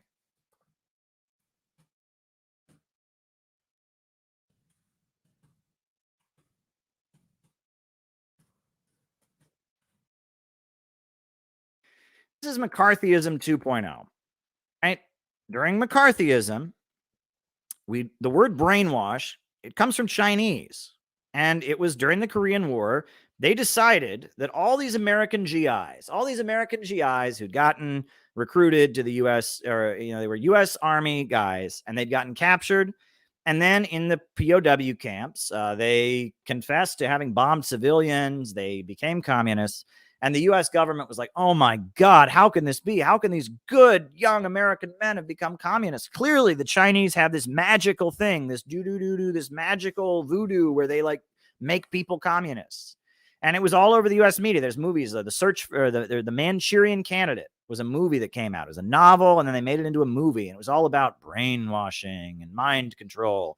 And they were convinced that, these American GIs had gotten captured, and in the prisoner of war camp, the communists sat them down and went, why, yeah, and then they went, oh yes, must hate capitalism. It's like some stupid science fiction stuff, right? But they were convinced, that's what happened. And the more the CIA did research, that's not what happened, right? Read The Poisoner in Chief by Stephen Kinzer. Read Search for the Manchurian Candidate by John D. Marks. That's not what happened. That's not what happened at all. It's just, they convinced these guys politically based on having them as a captive audience. And these guys also having seen horrendous war crimes, they convinced some of them to change their views. But it started out as anti-communism. And that's why you were supposed to stay away from communists. Because not only were communists bad and un-American, but if you got too close to the communists, they might brainwash you. Right? And in fact, it's actually part of brainwashing is to be afraid of brainwashing. This is bizarre, but it's like, right? So in order to remain loyal to America, you must never read what the communists write. You must never talk to the communists. You must never read and learn what their beliefs are, because then you might become brainwashed. And it's like, wait a second. So I'm supposed to never indulge certain political views, never learn about a certain ideology, because it might change what I already believe. That sounds an awful lot like brainwashing. But brainwashing was a big part of American Cold War brainwashing. It was just anti-communism. We operate on the assumption that communism is pure evil, that the Soviet Union was pure evil, China is pure evil. It's all just pure evil. So why would anyone believe such a thing? Clearly, it's because communists have this magical evil thing called brainwashing. So never read their arguments, never engage with what they have to say. because you'll get sucked into their evil mind control scheme. It started out as McCarthyism. And then in the 70s, all of a sudden, the cult thing started. And it wasn't about the communists. It was about all illiberal organizations. And it was like a reinvention of what they had started during McCarthyism with the anti-communism. And then they like redid it to be about any illiberal organization. You know, and it's a bullshit narrative. But I digress. So when you talk about LaRouche and all that, I have no idea what went on, but I have a feeling that a lot of what we're hearing is bullshit. And, you know, I respect the LaRouche people. They are doing amazing work. They are on the front lines getting shit done. And, you know, I admire them for doing it. And I will be happy to work with them again. And the cult brainwashing thing is bullshit. All right. In 2016, woke was a term used by people around Bernie Sanders. Now it's been co-opted by the Democrats to mean orange man bad. Yeah, wokeness is not a great term to describe the evil that we're describing. And many people have pointed out the term woke actually goes back to the Black community. You know, Peter Coffin has done some interesting research on the origins of the term woke. And that a lot of people say, well, Caleb, don't call this thing that you're against wokeness. Because the term has this complicated history and all of that. Well, I'm going to call it that because people need to know what I'm talking about. I mean, I'm sorry, but when you say wokeness, Americans know what you're talking about. And they don't mean something back in the 70s. Wokeness now, people know what it is. All right. Now, you know, people know what it is now. And so we can call it wokeness. We can call it postmodernism. You know, we can call it the synthetic left. We know what we're talking about when we talk about this entity, this current that has been built up in our society that is at this point the main danger. And that could change. You know, if DeSantis gets in there and they're building a right-wing movement and we're being told, you know, I mean, look what they're doing with China and it's anti-lockdown stuff. So this could change, right? Again, and history is changing. Things are changing really fast these days. The political atmosphere zigs and zags really quickly. So there's no reason to believe that this is going to be the case forever.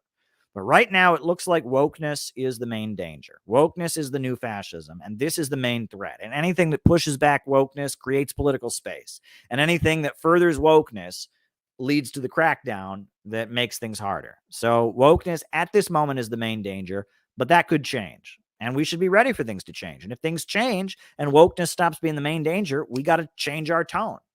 We got to flip the way we talk, right? And it took me a long time. I mean, wokeness wasn't the main danger for a long time, but it gradually, over the course of the last couple of years, it became the main danger, right? Over the process of Trump being forced out of office, was tripe considered a meal of the proletariat? I've eaten tripe before, but I guess we'll write that down. I don't know what that means, but there we go. I mean, I can talk about tripe. There you go. All right. So there you go. When you recruit people, how do you break the ice or lessen people's initial resistance to your message? The main thing is I meet them. People who have been inoculated with how bad I am, they just meet me. And they realize I'm not a big, scary guy. I'm actually just kind of a chill guy. And then the other thing I do is I listen to people. And it's hard for me because I love to talk. I mean, you all listen to me for hours and hours and hours. But one thing I remember is when I'm with people in person, sometimes I have to talk. Sometimes I just have to talk because people expect me to talk. But I try to ask the person questions and listen to the other person. And it's hard for me because I'm a talker and I'm thinking about my own political shit and all that, but I make a point of listening to other people, hearing them, letting them see that I've heard what they have to say. All right, this is really important. It's very, very important to listen to other people. People want to be heard. People don't want to be talked at. People want to be heard. And listening to people, I've realized it brings me a great amount of joy. There's a special joy that you can get from meeting, from getting to know somebody, from hearing their experiences. There's something special about it. It's not the same as just interacting with them on the internet. So when I meet with people, when I meet people for the first time, I try to listen to them. And one of the things I've been so widely attacked for doing is I mean, in as part of the training for putting on CPI events and stuff, we've done a deep listening exercise. And I think that's one of the best things that we do, because we're helping in this age where everyone's on their phone, everyone's in their own lane. This is really important, right? Getting people to give their full attention to other people, to listen to other people, to listen for the emotions behind the words, to then be able to tell the person, to say back to them what you just heard. This is all really, really important. And if you're going to be able to work with people and interact with people in a successful way, listening to other people is important. Anna Louise Strong talks about when she met with Stalin. Stalin would spend the whole meeting not saying anything. He would go into a room and there'd be a bunch of people that wanted to talk to Stalin, and Stalin would be silent. And this person would talk, and the next person would talk, and the next person would talk, and Stalin would be silent. And he would just listen to this person and listen to this person and listen to this person and listen to this person and listen to this person. And when you met with Stalin, he would sit there and everyone would speak. And it would be like 2-3 hours before Stalin said a word. And then at the end of the meeting, the whole time Stalin was absorbing what everyone else in the room was saying. And he was listening to everyone in the room. And then at the end of the meeting, Stalin would speak, and he wouldn't speak for very long. But what he said was deeply profound. That was Stalin's style of leadership. If you read The Stalin Era by Anna Louise Strong, if you read With Stalin by Enver Hoxha, that was the way Stalin operated. He went into the room and he let everyone in the room talk their ears off. And then he finally, at the end, he just said, okay, well, based on what I've heard, blah, blah, blah. That was a very, very effective leadership style. I'm not at the point where I can do that, right? I can't. I mean, and it took a huge amount of discipline on Stalin's part. And it took a huge amount of skill in order to operate that way. But that is, you want to talk about an effective leadership style. If you can go into a room and just fully absorb what everyone in the room is saying. And then finally, based on all of that, synthesize all of it in your mind and then give an answer. That is a very effective leadership style. And a lot of CEOs are like that. Very effective CEOs, very effective military leaders are like that. The people who want to walk in the room and talk at you, that is a sign of defensiveness. That is a sign of coming from a place of weakness. It's like, well, I got to show you how good I am. So, here, and did you know about this? And did you know about that? That's not a good way of being, right? If somebody comes at you like that, that means they're not confident. But somebody walks in and gets all the facts from everybody in the room, processes everything they hear, and then based on that is able to say concisely just a few points, that is an effective leader. That is effective leadership. There's somebody who can do that. They just go in and they hear everyone out and they process everything they've heard and then they synthesize it. That is effective leadership. And, I hope that someday I can be at the point where I can operate that way, but I'm not. I admit I'm not at that point yet. That's not the way I've been able to interact with people, right? I have room for growth and so does everyone else, but there you go. There you go. All right. Was Sukarno an anti-imperialist? My belief is that he was, right? We're talking about the leader of Indonesia, right? Yes, he was the leader of Indonesia, from the time of its independence up until 1967, right? Sukarno was an anti-imperialist. I would say Sukarno was definitely an anti-imperialist, and there was a brutal coup against him in 1965. The military overthrew the government of Indonesia and slaughtered 500,000 people. It was a crime against humanity that many people don't know about. The brutal, ugly CIA coup in Indonesia where 500,000 people were killed. It started out as a coup against Sukarno and his Popular Front communist-aligned government, and then it turned into a genocide of ethnically Chinese people. It was a crime against humanity. Absolutely. And Barack Obama was living in Indonesia. He was a child living in Indonesia while the crime was happening. No one talks about that. Barack Obama's stepfather, Lolo Soetoro, was actually a leader of the Indonesian military who was participating in it. And his mother, Ann Dunham, was there working for the Ford Foundation doing research, getting paid by the Ford Foundation to do research with the Indonesian military. Go actually read. Wayne Madsen has a great book about Barack Obama, The Manufacturing of a President. It's pretty clear when Barack Obama's mother was in Indonesia doing research, and she was married to Lolo Sutaro, a leader of the Indonesian military, who was, committing genocide against ethnically Chinese people and searching villages for communists and slaughtering people. It was very clear that Barack Obama's parents, Barack Obama's mother, and Barack Obama's whole family were very well connected, if you know what I'm saying. And Barack Obama, his whole life, he glue. That was a guy, he grew up in the CIA. His family were connected to American intelligence and the CIA. He was working with them when he was in college. It's like Barack Obama is a product of the CIA. It's like the CIA had a baby and its name was Barack Obama, right? And that sounds all conspiratorial, but it's like, I'm sorry, he did become president of the United States. Do you think that somebody who's able to become the first black president of America is not going to be well connected? Barack Obama's parents, they were from Kansas. They lived in Hawaii. They ran the Bank of Hawaii. Barack Obama's grandmother was actually the first female president of the Bank of Hawaii. The Bank of Hawaii was constantly funneling money all over the Pacific for the CIA. They were one of the main ways that money got transmitted to people the USA was aligning with against the communists. Barack Obama's mother, Ann Dunham, she was constantly going all over the world doing research being paid by the Ford Foundation. She was an academic who was doing research, just research, that was being paid for by the Ford Foundation.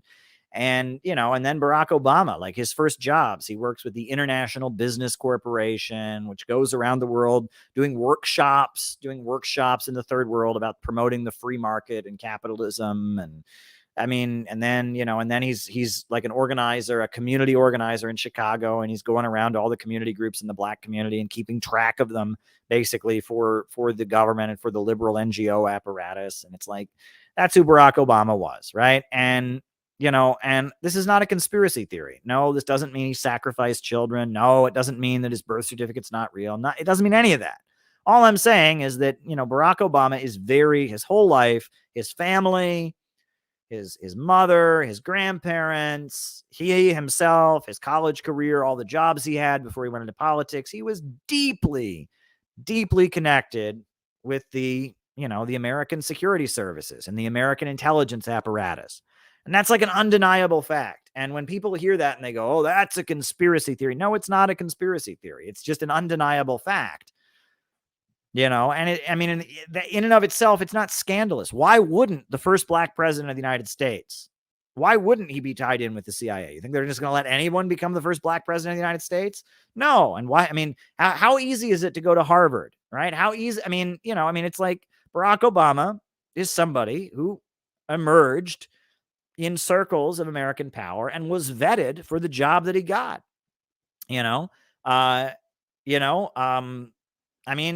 just a fact. He was somebody, he was vetted and he went to an Ivy League school. He was vetted, and he did community work in Chicago. He came from a family background where his family was well connected. None of this is a crazy conspiracy theory, right?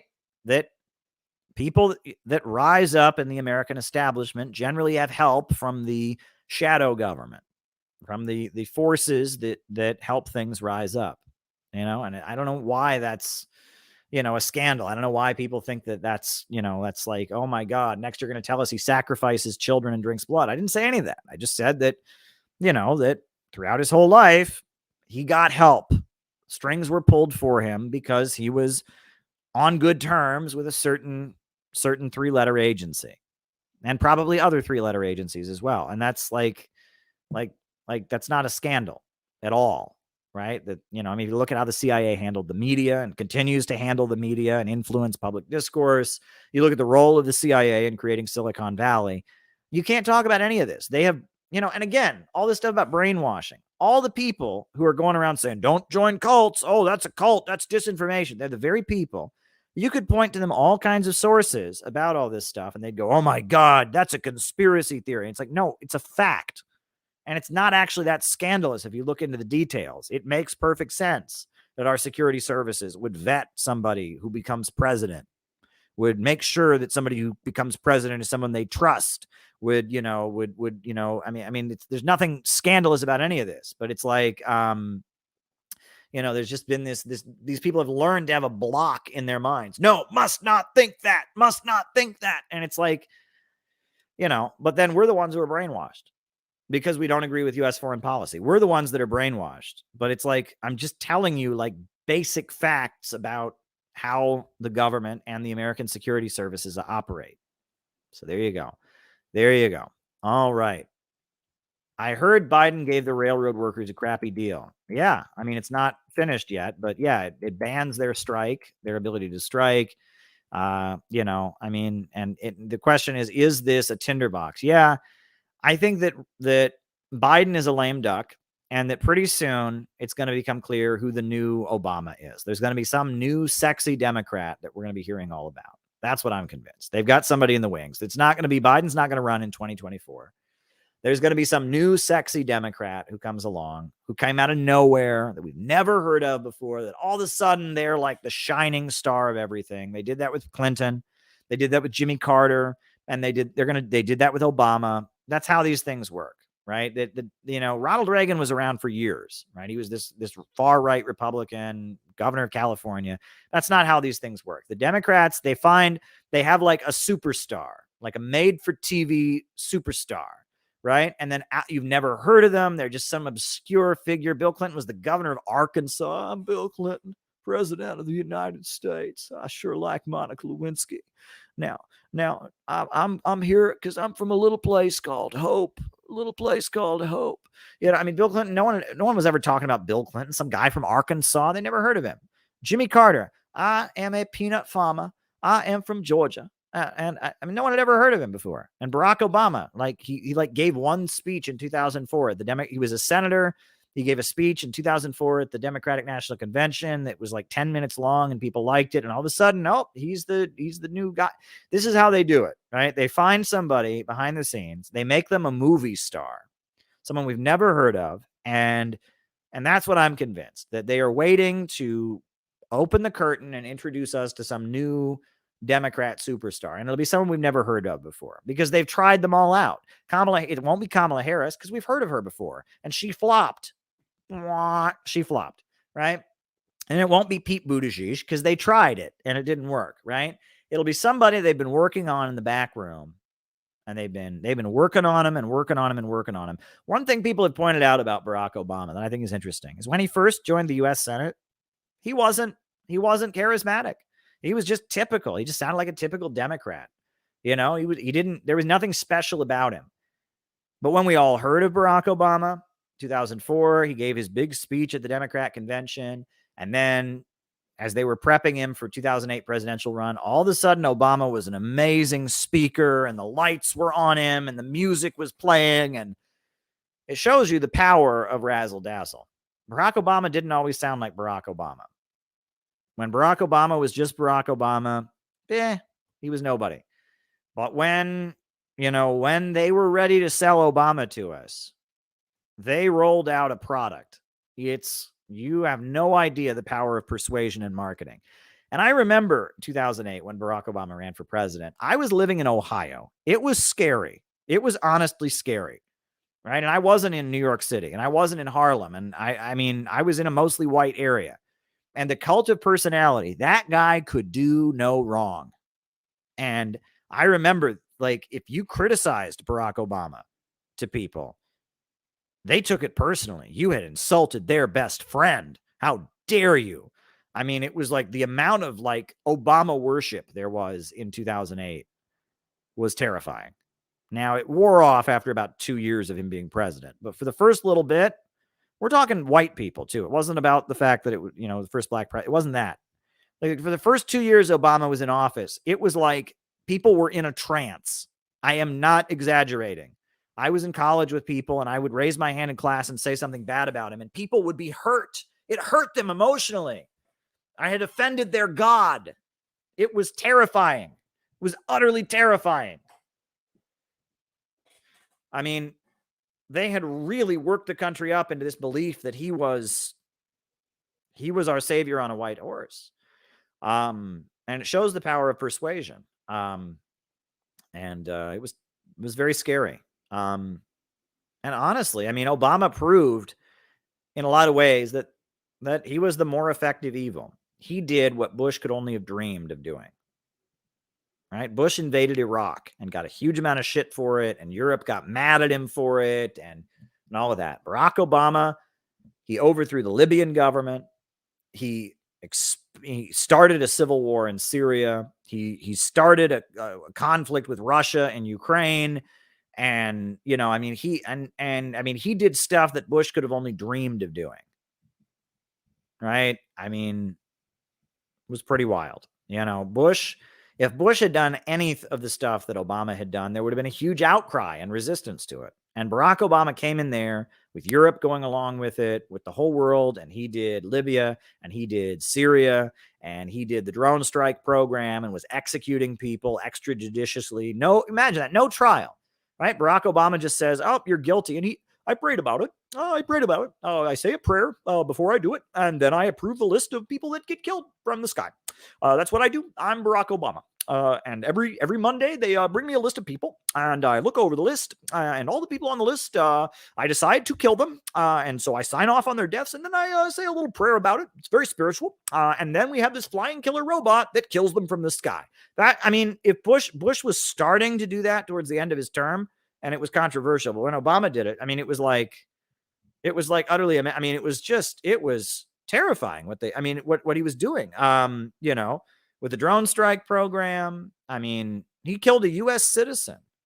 You know, I mean, you're supposed to have a trial. They're supposed to take you to jail. You're supposed to have a trial. No, I'm Barack Obama. I signed off on your execution. And Bill Maher was on there saying drones save lives, right? It's a great thing, and drones are amazing. And I mean, it was yeah. Bush had done that. Bush would never have gotten away with it, right? And the torture thing. Barack Obama came out. We tortured some folks. Yep, we tortured some folks. Not good. We're sorry. We're sorry about that. Very sorry that it happened. I'm Barack Obama. I mean, it was utterly terrifying. So the Democrats, I mean, and they were the more effective evil. I was optimistic when Obama came in, and the political left was optimistic when Obama came in. And yeah, there you go. All right. Is tripe considered a meal of the proletariat? Well, I have eaten tripe before. Tripe is what? It's the stomach of a cow, right? Let me Google. I think it's the stomach of a cow. It's very thick. It's hard to eat. It's very tough, right? Tripe is the second stomach of a cow. Yes. And it's eaten around the world. People eat it. And I have eaten it. When I had a friend in college, and he took me to a Vietnamese restaurant to eat phao, which is a soup that they eat in Vietnam. And he said, be sure to get tripe in your phao. I said, okay. And I ate tripe. And it's tough. It's hard to bite through. It's like rubber. It's hard, but it's very good for you. You know, I don't eat it regularly. I don't know where one would acquire it in New York City. I don't know how one would cook it. But yeah, I mean, I know about tripe, and I mean, it's a food. People eat it, right? You know, it's also an expression that means rubbish, but it is, yeah, it is a food. It is, you eat the stomach of an animal. And it's a meat, right? And that's like, you know, you go back a few generations, right? This is interesting, right? You know, back in the day when people would like, you know, now we all buy meat at the grocery store. Now, if there's any vegans listening, like, cover your ears. This is going to gross you out. Nowadays, we buy meat at the grocery store, right? We buy the meat. It's already cut, whatever. Didn't always used to be that way, obviously, right? Back in the day, you know, I mean, people would slaughter one of their cows or one of their sheep. And when you slaughter a cow or a sheep, you don't want to waste any of it. You don't want to waste any of it, because if you waste it, well, then you paid for the whole cow and you're only going to eat part of it. I mean, that's a big waste, right? You know, you talk about there's foods like scrapple, right? Have you ever had scrapple, right? A lot of the Amish people in Pennsylvania, they eat scrapple. right? And scrapple is basically, it's like a lot of things left over from when you butcher a cow, right? Mixed in with like lard and fat, right? And it's eaten by Amish people and Mennonites in Pennsylvania, right? And it's a food that, you know, most people are like, ew, I don't want to eat that. But think about it. You're trying to get everything you can out of the cow you just killed. There you do. You do it. You know, and haggis, right? That's the other example of that, right? Scotsmen, they like their haggis, right? Well, what is haggis, right? Haggis, right? Haggis, right? Well, it's a Scottish food and it's a similar thing. It's everything left over from the sheep. After you kill the sheep, it's heart and liver and lungs and all of that mixed up with onions, and you know, it's haggis. You know, this all sounds very gross, but you know, think about it though. I mean, if you actually own the animal, you're not buying the meat at the grocery store. You actually own the animal. You are going to try to get everything out of that animal you possibly can. So people come up with different things to eat from the animal you would not normally eat. So I apologize if there's anyone vomiting right now, you know, but I'm just, yeah, that's a thing. I have eaten tripe before, and you know, I mean, it's good. Apparently it's quite good for you. Why is it good for you? I don't know. I'm not a food guy. One thing I will say is that one thing, you know, part of me, I'm always going to be a Midwesterner. You know, if there's any New Yorkers watching, as much as I live in New York City, I've lived here for 10 years now, 12 years now, right? I will never be a New Yorker. New York City has this like food obsession, right? And I used to complain about it. Now I'm just used to it, you know. But New Yorkers, they're really obsessed with what they eat. They're really obsessed with what they eat. They're all vegans or what, I mean, they have all these different diets, and New Yorkers, they're obsessed with what they eat, and they get on a kick and they decide, you know, I just read that, you know, chickpeas are really good for you. And so then they start walking around and trying to give everyone chickpeas. Right. And they're like, hey, Caleb, if you had this chickpea, I'm like, I don't want your chickpeas. Okay. Just no. I read in this book that if you eat three pounds of chickpeas every day, you won't get just get your chickpeas away from me, please. Right. Or they alfalfa sprouts. And so they're walking around and they got like a tub of alfalfa sprouts. Caleb, you know, according to this article I just read on the food, alfalfa sprouts, like get your alfalfa sprouts away from me. I'm not going to eat your alfalfa sprouts, man.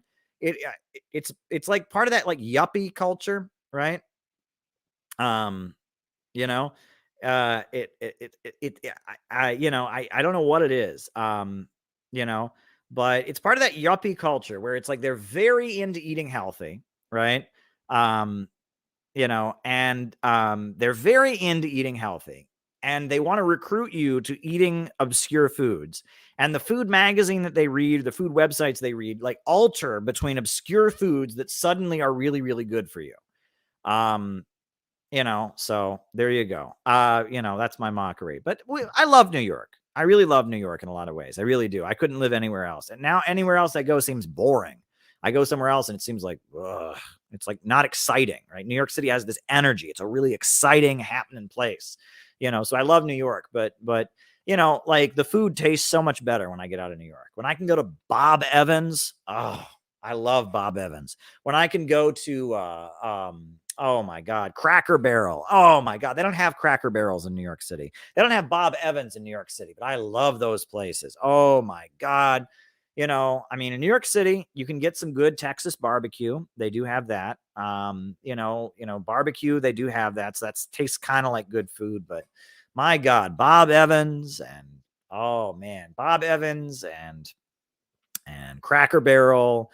And oh man, they don't have that in New York City. Oh no, they don't. They don't have that fattening all-American food, that stuffing that goes into the turkey. Golden Corral. Oh yeah, who loves a Golden Corral? They don't have those in New York City. They don't have Chinese buffets, you know. They used to have those. When I first moved to New York, there were a couple Chinese buffets. You know, but now they don't have those in New York. There's one near Times Square and it's awful. I mean, it doesn't have all the stuff I like at Chinese buffets. You go to one of these Chinese buffets, all you can eat for $10. You go and you give them $10 and you can eat all the, you know, all the Chinese, you know, fatty Chinese food you want.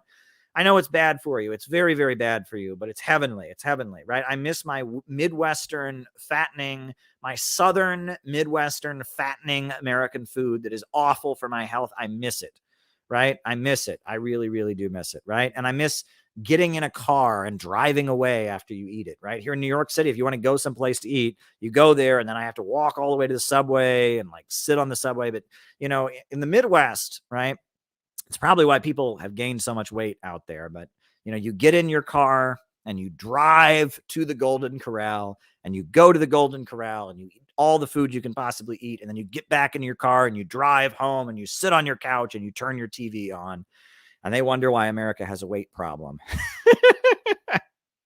But there you go. There you go, folks. I'm just, you know, I joke about that, right? People, you know, I always knew, you know, the whole patriotic socialism thing that came pretty late, but I always knew there was something about me that was very American. I'm very Midwestern. I'm very American. I like folk music. I like, even now I even like country music. I didn't like country music when I was a kid, but I've developed a taste for country music. You know, I'm religious. I have a Christian way of viewing things. I'm very American. As much as I've traveled the world, as much as I've adopted anti-imperialist worldviews, I never got into the whole, oh, look how European I am. Look how cultured and worldly I am. I'm an American. Deep down, I'm an American, right? I like my Christianity. I like my Midwestern food, my Golden Corral, and my scrapple. Oh boy. Oh boy. There you go. And my Cracker Barrel. Yeah. I mean, it's just, these are my flaws, folks. Maybe they're not flaws. I don't know. New Yorkers would think they're flaws. New Yorkers think this is all very, very bad. But there's part of me that, yeah, you know, Gavin is saying New York pizza is usually more reliable. Is it really? I mean, I don't know. New York pizza, it doesn't have enough cheese on it, right? It's all crust and it's like thin crust. I like Chicago pizza better, but there you go. I'm hungry now too. So there you go. The last question was about tripe. That's how we got on this question. We were talking about tripe of all things. And we started talking about tripe and then we got on this thing. All right, folks, it's been a great month. We'll be back. Probably Friday is when we'll be back. Patrons, if you're on the Patreon, you want to be part of the Patreons only stream. If you want to be on the Patrons only stream, we're doing it tomorrow. I'll send out the link to the Patreon supporters.